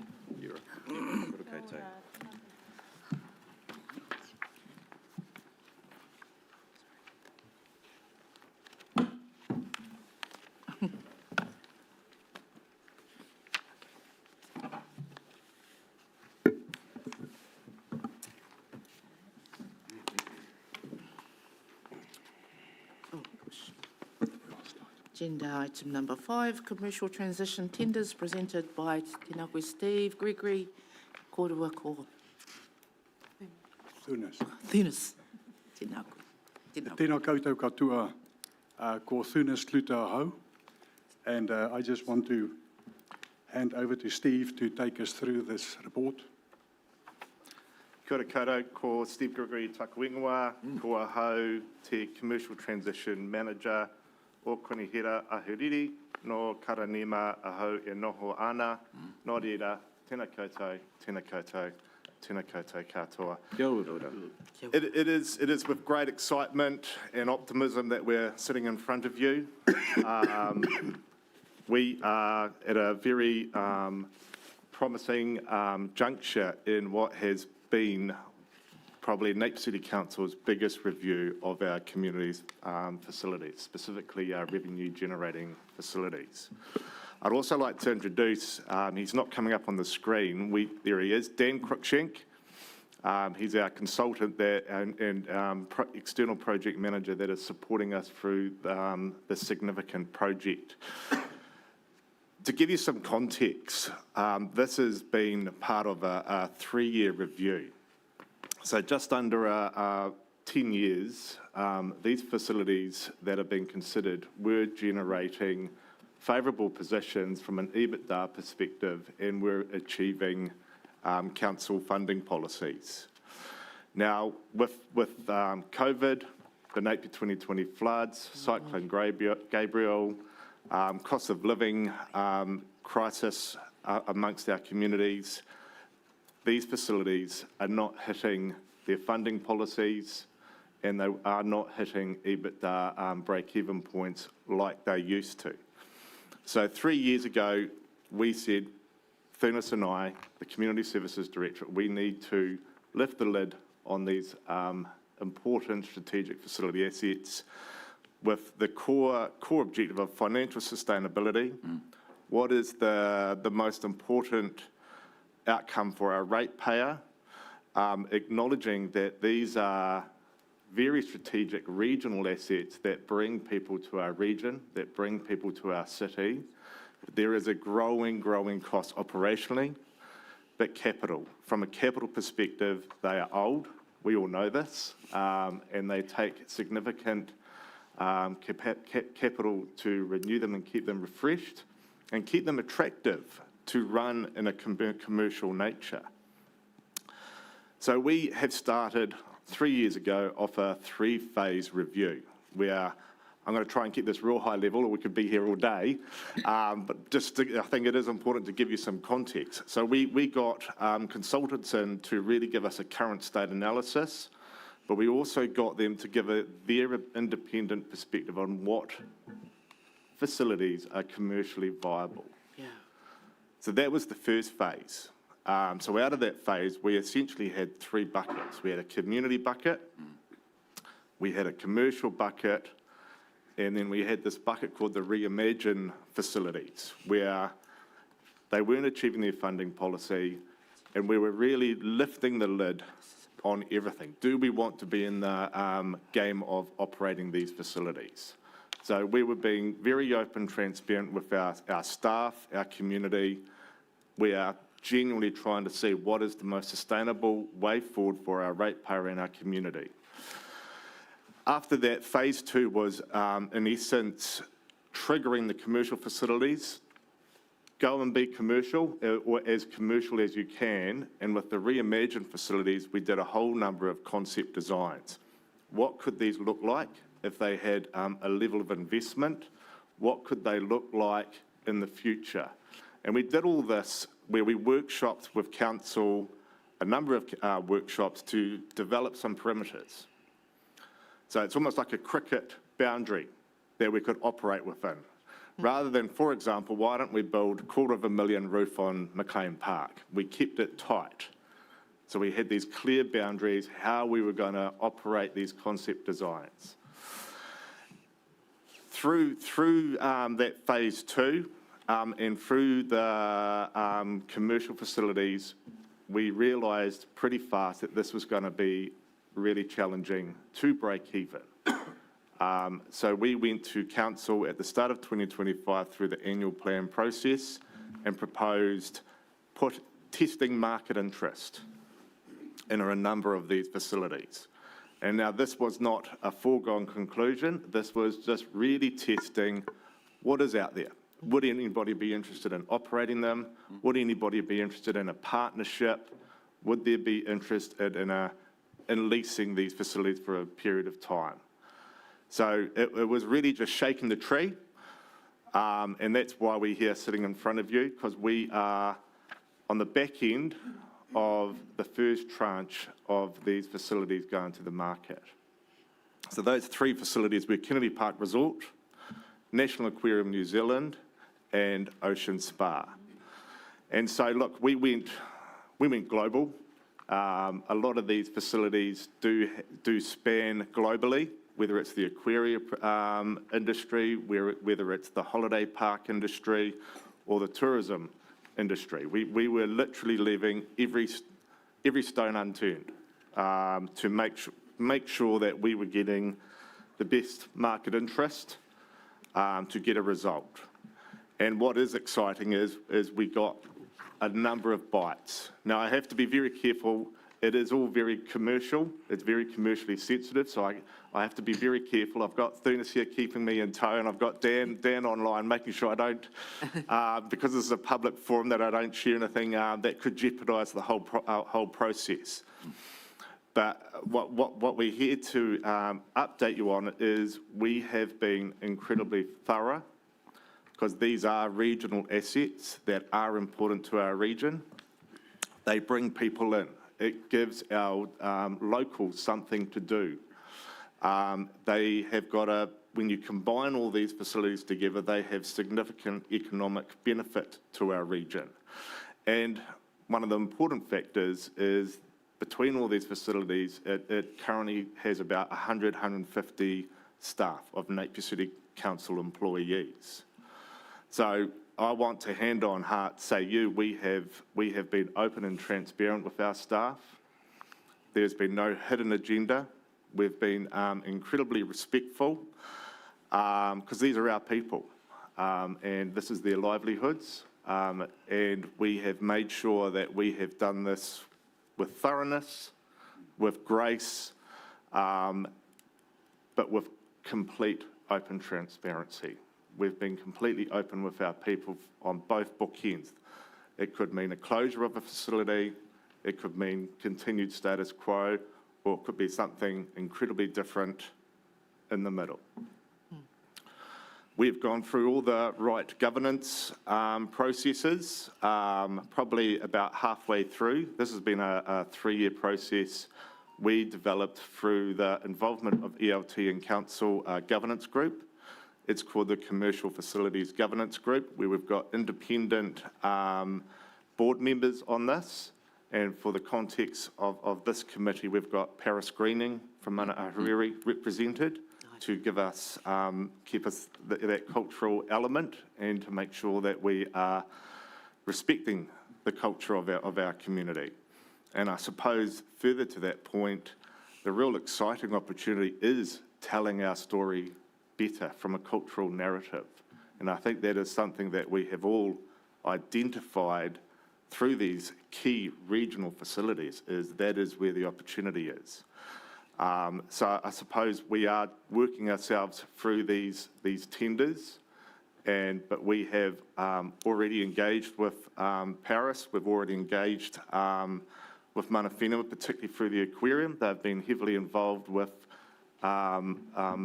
events of releasing our sharks into the bay, releasing eels back into local streams.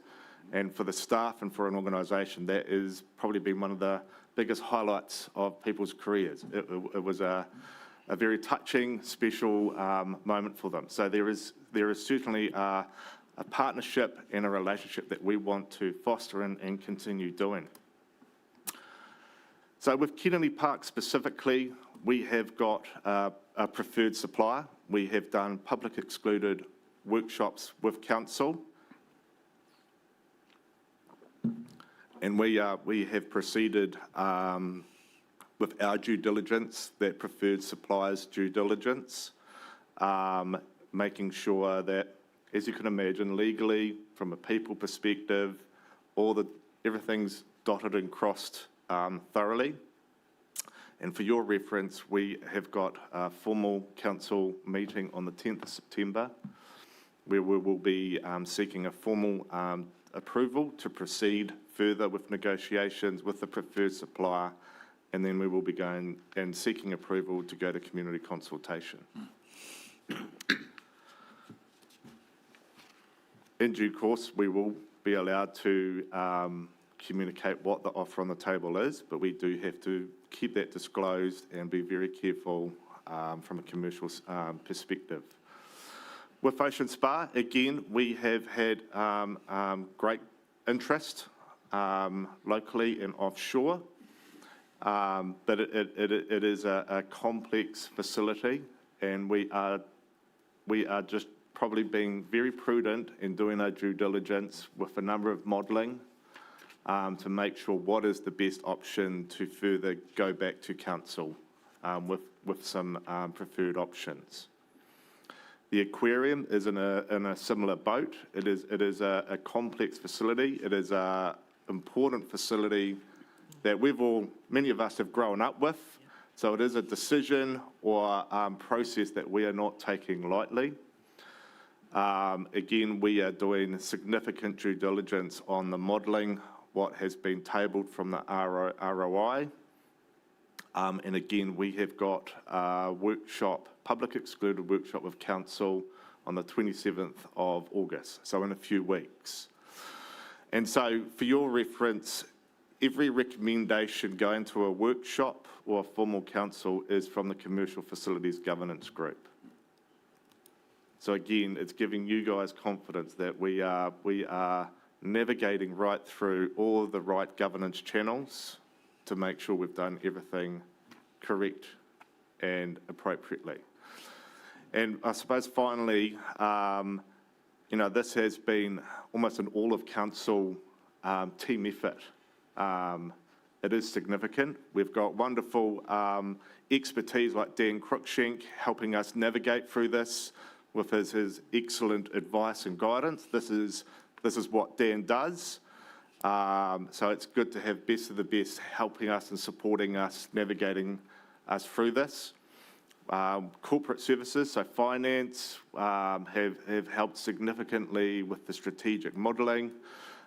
P&C, we've engaged, making sure that we're doing this process thoroughly for our people. And procurement, from a probity perspective, making sure that we are doing everything as correct as possible. So look, we are close to getting formal decisions, which will benefit the community. But it really is, I suppose my finishing comment is these are regional assets as much as they are city assets. So it's not lost on anybody the scale and the importance of this piece of work. You only review the scale that we have once in a lifetime, and so you've got to do it properly. We don't want to do an incorrect process and then have to do this in a few years' time. We do this right and we do it once. Any questions? Through you, the Madam Chair. Yes. With our tonga in the aquarium, are they going to be tagged when they are released? And are mana whenua invited to when you are released? Absolutely. So through the Madam Chair, I mean, that is still an option that is being worked through. So status quo is still very much on the table, but council have made it very clear that the status quo is not viable. We are running at probably on average $2 million losses per year, but there has been no formal decision of council. So I don't want to give bias to a decision on that, but that has been spoken and covered at great length if that scenario and that option is played out. We've got many regulatory and compliance processes that we have to work through, Ministry of Fisheries, MB, mana whenua, of course, because a number of our toanga there has been loaned from iwi up north, for example, our tuatara. So most definitely there will be a formal process. Thank you. Thank you, Madam Chair. And that's how you present a report, eh? Congratulations, mate. Yeah, that's how you present a report. I'm just impressed. Thank you so much. Some of the questions I had do come under commercial sensitivity, and I was going to suggest that it maybe would have been better to bring it to us in committee, that we could raise some more questions rather than in an open meeting where we'd like to know a little bit more. I look at Kennedy Park, just as an example for argument's sake, and this is probably not commercially sensitive, thinking about it. For instance, you can get a room for $130 a night that has a double bed in it and 4 bunks, right? So you could fit 6 people in there, a couple with 4 other people. The extras cost you $30 a night from memory. So you've got, what, $120 for 4 extra people because there's $30 extra, plus the $130 for the couple that have the double bed. So that's $250 a night, $500 for 2 nights if they come in Friday, Saturday. Divide that by 6 and you're, what, just about $92, $93 for 2 nights? I ask you why it's running at a loss. Hey. With Kennedy Park. You'd be expected to pay $90 to $110 just for a motel room for 1 night. So with 1 double bed and no bunks. We have got, through the mayor, through the chair, we have got a very commercially savvy manager, Kanish Sharma, who has been in the hospitality and accommodation sector for many years. So the beauty we have of Kennedy Park is they do flexi pricing. So it's very sophisticated booking program where Kanish can monitor rooms and bookings throughout the whole region. And he plays a very strategic flexi game on a daily basis. So for example, if there's a big event in town or he knows there's a big event coming, he'll scan the market and see where everybody's pricing. And we'll position our pricing per room, per accommodation type to what is he thinks is going to be commercially astute and get the bookings that are needed. So there is a bit of commercial gamemanship against many accommodation providers throughout the region. Yeah, is that good business acumen though? Because you could end up running it at a loss trying to outdo everybody else around the town, couldn't you? Although you have occupancy inside your facility, is it worth it at the end of the day? He does charge in a way that does recover costs. Okay. He certainly does, and throughout the years we have had a very strong capital program, and we make on average about probably $45,000, $50,000 per unit. Per annum. Per annum. Okay. Madam Chair, maybe, and through you, just to add, that facility is one of our best facilities on income, on revenue generation. So the manager is doing a stand-up job. Okay. Thank you. Thank you, Madam Chair. Any more questions? What will ultimately determine the outcome of all of each asset? Through Madam Chair, they're each very unique and different in their own right. You've got the accommodation, hospitality sector, you've got the tourism, biodiversity, educational sector in the aquarium, then Ocean Spa is that leisure, more higher-end tourism sector. So the outcomes probably go back to the whole objectives of the whole business review is financial sustainability, and it is that economic and vibrancy objectives that we've put on the project. That attraction strategy, that attraction piece is very, very important to our region. And I mean, as we all know, the local economy is hurting at the moment. So that has sort of amplified our due diligence on what we're covering here. We've had McCain's, Watties come under scrutiny and decreasing the operations. The wine industry is hurting at the moment. So that attraction piece to the region has only even been more highlighted and amplified. We need things for people to come and visit us. We need things for people to want to come and live here. And the real big engine is we want business to come here. So there has to be things for the region to do, not only for our outside, but domestically. With the aquarium, it's only one of probably 2 or 3 things to do indoors, if you really break it down for our children.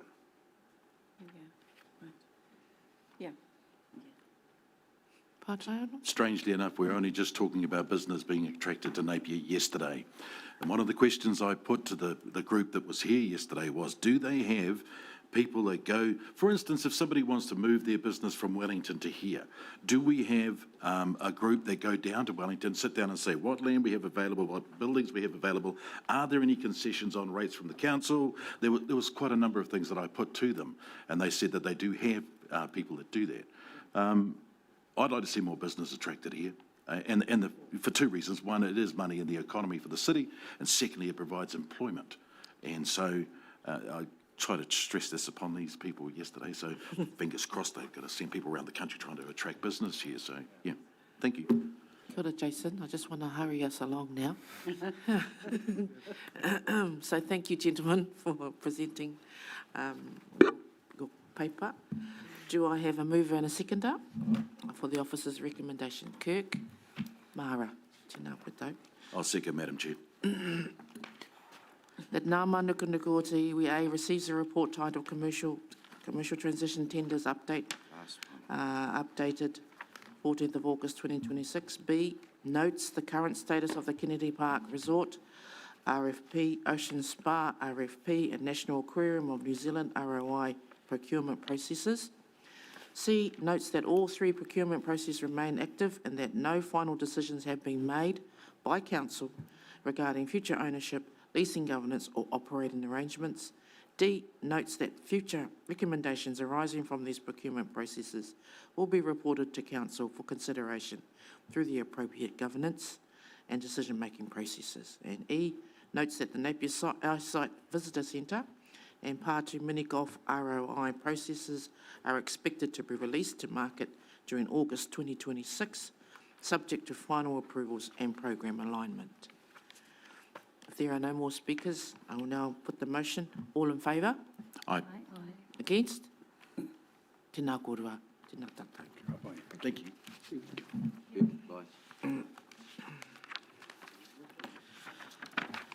We are running a little bit behind time because lunch is going to be ready at 12:10, and we're on the last one. So you've got 8 minutes. So agenda item number 6, Community Drinking Water Assessment, presented by Andrew Gass. Tēnā koe, Andrew, nau mai hara mai kōrua.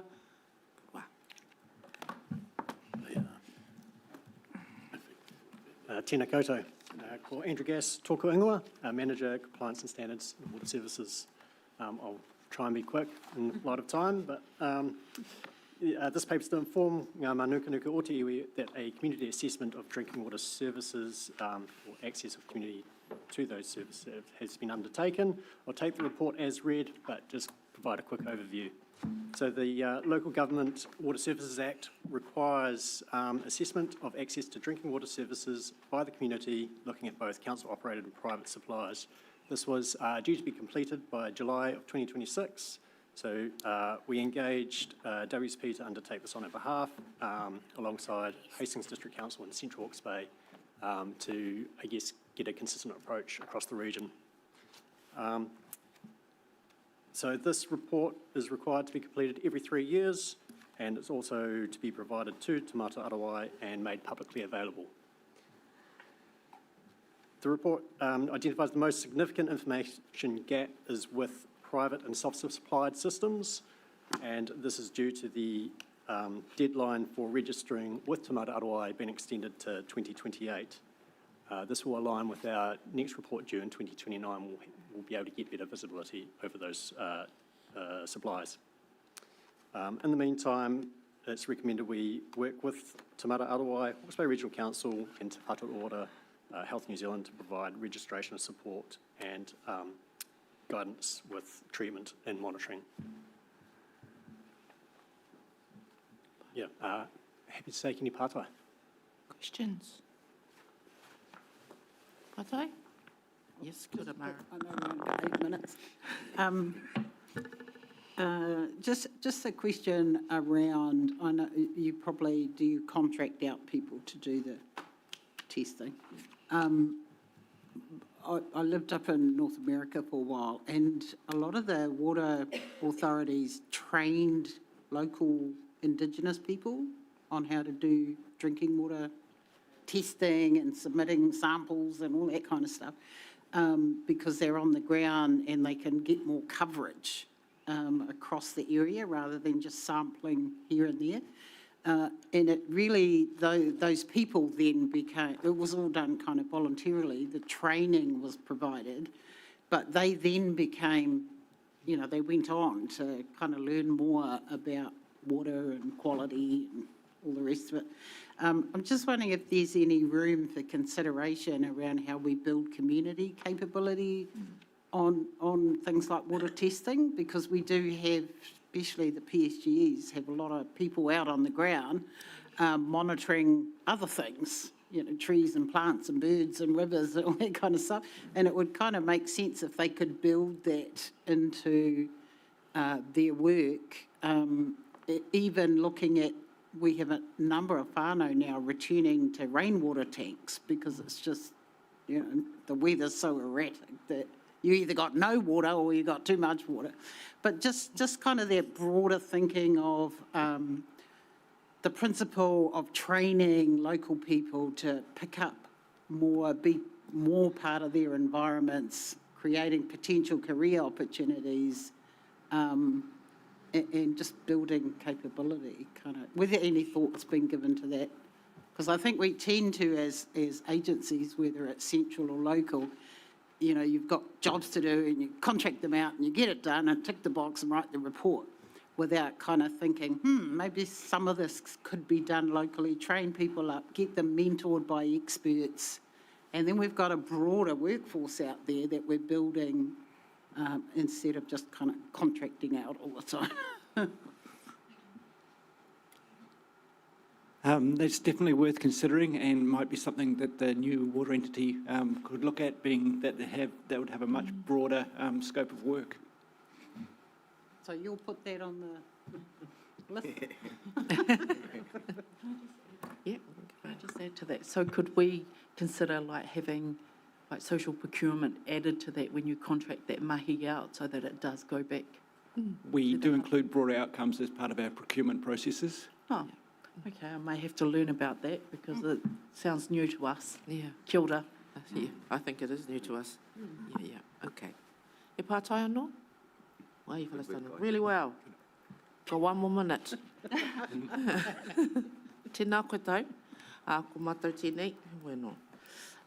So if there's no more questions, do I have a mover and seconder for the officer's recommendation that Ngā Mānukanuka o Te Iwi Committee receive the report titled Community Drinking Water Assessment, 14th of August 26. Put the motion now. Are we all in favour? Aye. Aye. Against? Oh, ka pai. Tēnā kōrua. Stephen and Andrew, ngā mihi. Ka pai tātou. Okay, where are we? All right. No minor matters on the agenda.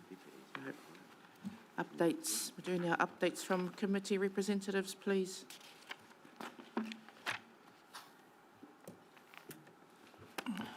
Start with you, Shai Rohania, Councillor Rohania. Tēnā tātou. Update from me. I guess just from my portfolio holder as the Youth and Child Friendly City advocate for Rarohe. Tonight, our Youth Council has a debate against Hastings Youth Council. So that's at 5 o'clock at the Taradao Town Hall. So if you've got nothing on, please come and tautoko our rangatahi. Yes, pātais, yes. Do you want to come? Oh, you're coming? O ka pai waihoki, yeah, no mai hara mai. Yeah, lots of mahi, they've been really busy with a lot of the events, and I think some opportunity there with our Youth Council is for our marae and our rangatahi from our marae to tap into their kaupapa as well and see where some synergies and some harmonisations and kaupapa and stuff locally that can be done together in the future. So just planting that thought at this tepu. There's a lot of safety community hui going on around, specifically in Marae Nui at the moment. So that's top of mind in my space at the moment. But yeah, just like everyone else here, ka nui te mahi maha. Tēnā koutou. Tēnā tātou. I think just for Te Mikara, we had a 2-day wānanga with WSP Wednesday in Nānahi. E o Mahu Marae, but it got shifted yesterday, our wānanga to Taiwhenua or Herataunga. So that's just been busy in that space, but before that we had our tangihana up Te Mikara, and also our Motio whānau and our Whararangi whānau. So it's been quite busy with that. So Shane Walker and Tipene, we're just trying to strengthen our pai, that's all, and even getting our young ones up. What else? And then lastly, we've had two hui about just, a whakarite, moto tātou, moto mātou, whare tipuna. So we want to build a whare tipuna. So we're just in our second, well, we're coming up to our third hui now. Got nothing against tents, but we're not going to keep putting tents up all the time. We need our whare tipuna up there.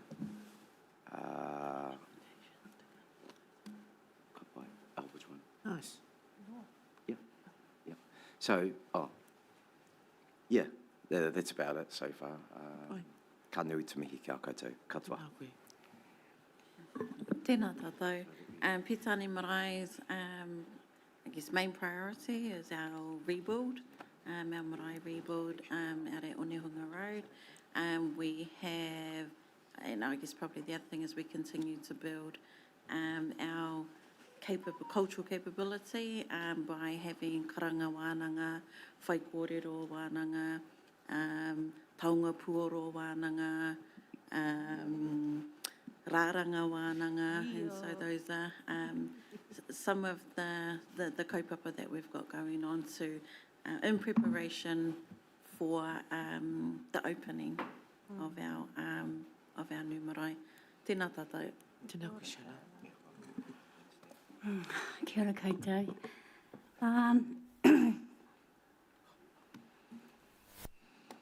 The marae is up and running now, and we've had some hierages that we've been able to see how the flow goes throughout the marae and the kitchen.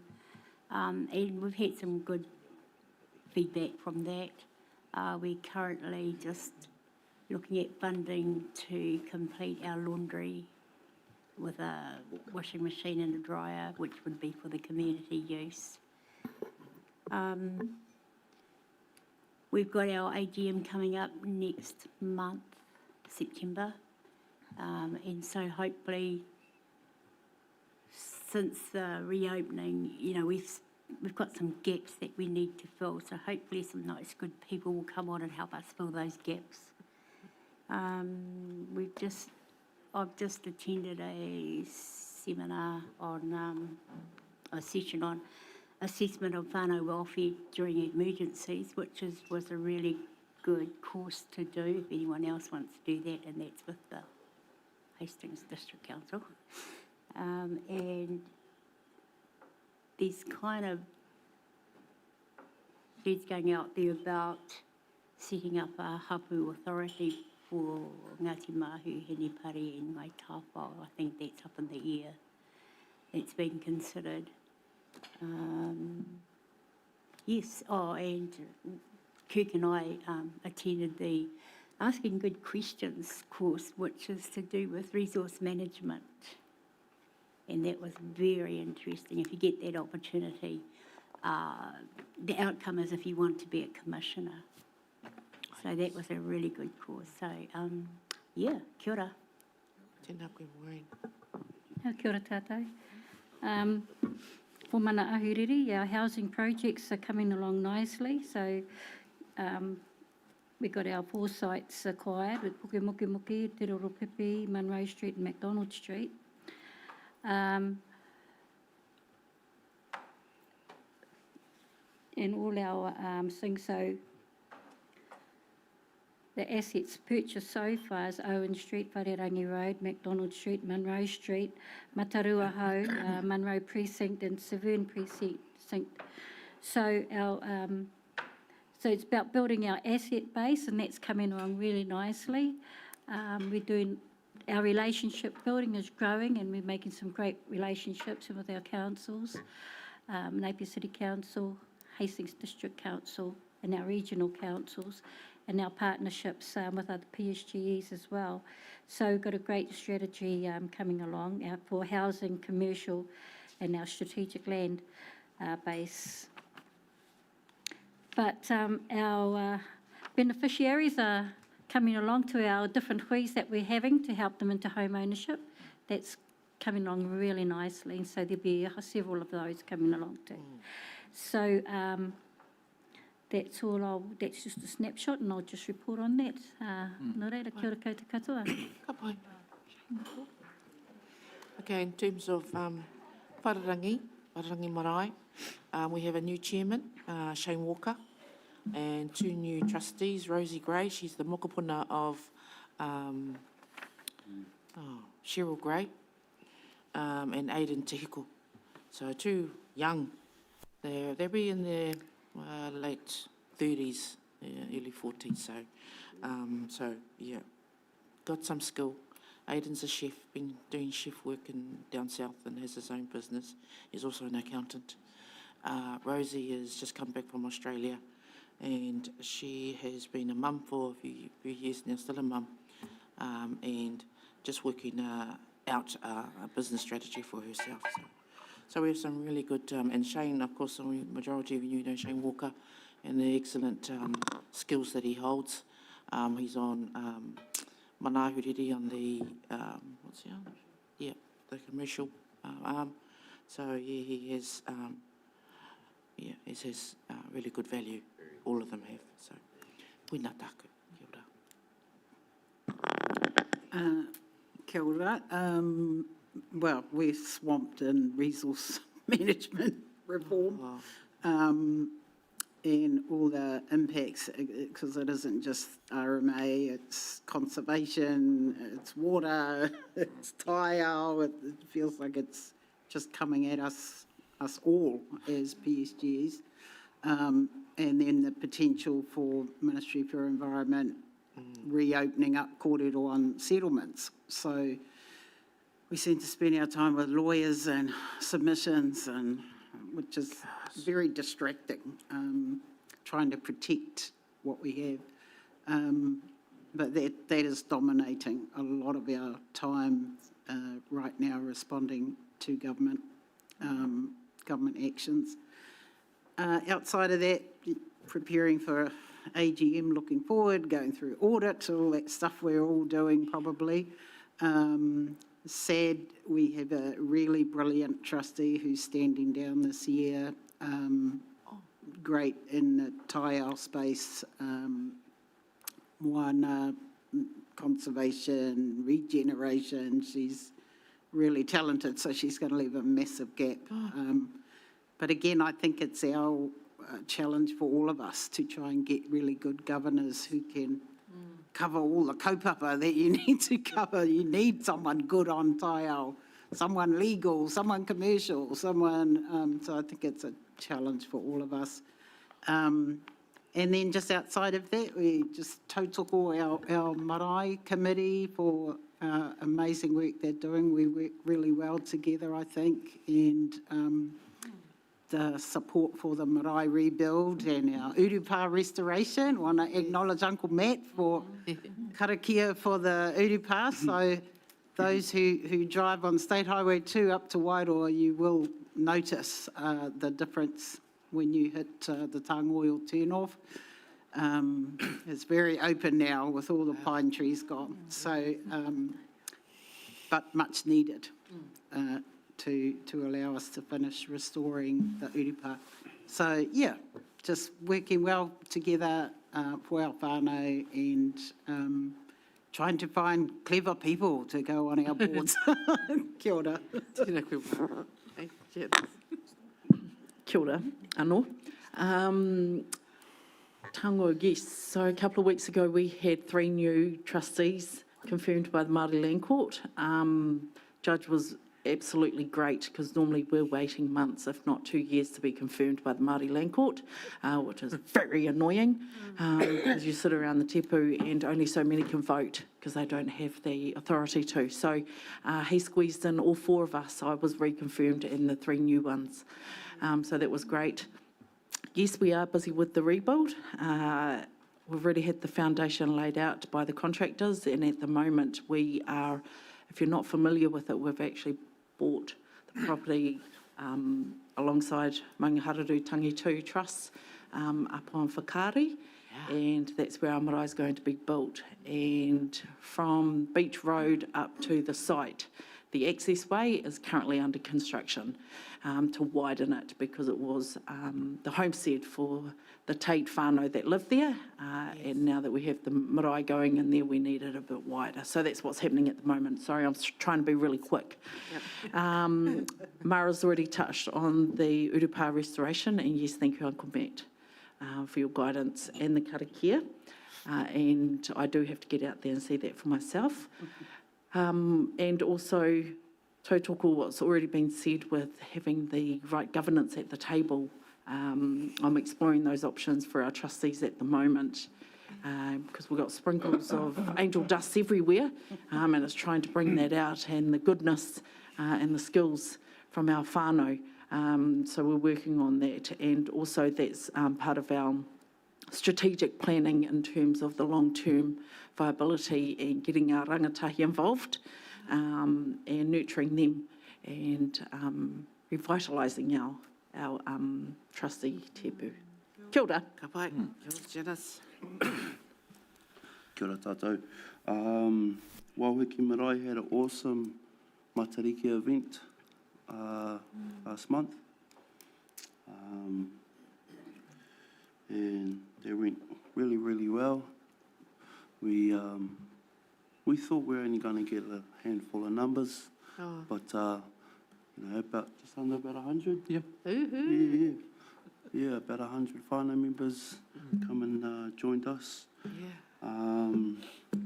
We have 2 crew members taking the journey on Te Mata o Maui, over to the Highlands, Te Pō and Tike. Yep. And we'll claim those 2. Kia ora. But yeah, ngā mihi. Ngā mihi. Kia ora koutou. Yeah, thanks for the invitation to your matariki. Casey Walker said to me, oh, Jace, you want to come to our matariki celebration? I went, yeah, yep, bring your guitar. Oh, here we go. Always the case. But thank you for that. Puki muki muki marae. I think I've said many times that the 2 hardest things to find are kai kōrero and also people to sit on the board. We've had an offer the other day from Brian Wakefield to come and help with, with our pōwhiri, which is outstanding. And we're looking to have Doug Putaranui on the board as well. Nice. Yeah, still working with the Moko boys who are mowing our lawns for us, which is awesome. And we're going to be having discussions along the lines of maintenance to the marae, because a lot hasn't been done for quite a while. And the marae is 20 years old next year. Yeah. And so we'll be looking towards celebrations for that as well. Haere mai, if you want to awhi us, bro, and, give us a hand with that. It'd be much appreciated. Hapai. Kia ora. Tēnā koe. Pai whakarai. Kai a koe. Tēnā tātou. Nā hapu rangatira, nā marae rangatira ke konei, e mihi atu nei. Mauri te whanganui ārotu, tēnā tātou. I'm going to try to be as quick as possible. So, from a collaborative approach, Te Whakarangapu have been really busy over the last 4 months since our last hui. We've been tasked to do quite a number of things, but it's been worthwhile. We've had some significant changes and positive changes also that have happened through having new staff in the unit, and I'll get to them in a minute, but it's been full on for them, and it's been full on for the organisation. From a collaborative approach, we've really tried to be involved as much as we can through our water services directorate, through Russell and his team. The Hawke's Bay Regional Water Service, getting involved in that, it's a big piece of mahi, and it has, huge impact. So we've been involved in that and the engagement with mana whenua with that. Our Urban Development Strategy Directorate with the Regional Head Start Program, and also our Paitawhiti, Te Ara Paitawhiti program, which is an internal program that helps us plan where we've got to get to. A lot of work inside that, and Te Wakaranga have been heavily involved in that. Our Community Services Directorate, just developing and looking at ways to develop and build up cultural capacity, so involved with Thunas and his team. And our People and Capability, involved with Dan Lester. Dan Lester over there on the table there, our new Chief People Officer, Namihi atu ki a koe, and has developed a leadership framework for Napier City Council. And that was an amazing launch. So just mihi to you and your team. It was a recent win for us, really, the launch of the Te Ara Hautūtanga leadership framework that really works alongside our staff to build leaders. And so mihi to Dan and his team for doing that, and our team was a part of that. Internally, we've still got lots of cultural capacity to do, and with the recent inclusion of having whakatau in between pōhiri, that helps our staff who can't quite make a pōhiri, or they come a little bit too late or a bit too early, is that having those spaces and having that included in the program, and also digital tools, digital videos that we're developing to help our staff learn and connect to our reo rangatira. So that's been really awesome. And of course, our Waiata Kaupapa and our Kawatia program. Supporting Matariki this year, Matariki Mahuka, that was an amazing event. It was an amazing event. And getting behind the iwi with that. And just for Te Wakarangapu to shift gear and to fully back that kaupapa has been a great return to the community and for the iwi, and we want to continue that. Supporting you guys through that LTP process, having the LTP team here to work with you to have that opportunity for inclusion. We really, sort of pride ourselves in trying to create that opportunity to have more inclusion and participation from this komiti. Celebrating the Waka Hub, our Waka Haurua home, Te Matau Maui. That was an awesome morning, and Uncle Matt and the team of warriors and karakia experts were there to actually lead us in that, and being there with Te Aotearangi, that trust was awesome. Supporting also Waiheke with their stock bank event was an awesome kaupapa for us too. So you had all the tino tangata right there and ministers left, right and centre, so well done Waiheke.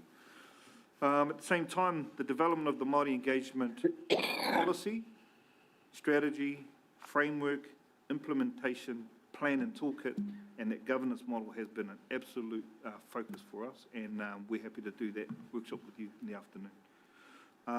Finally, we've got some challenges. Government's pointing us in different directions.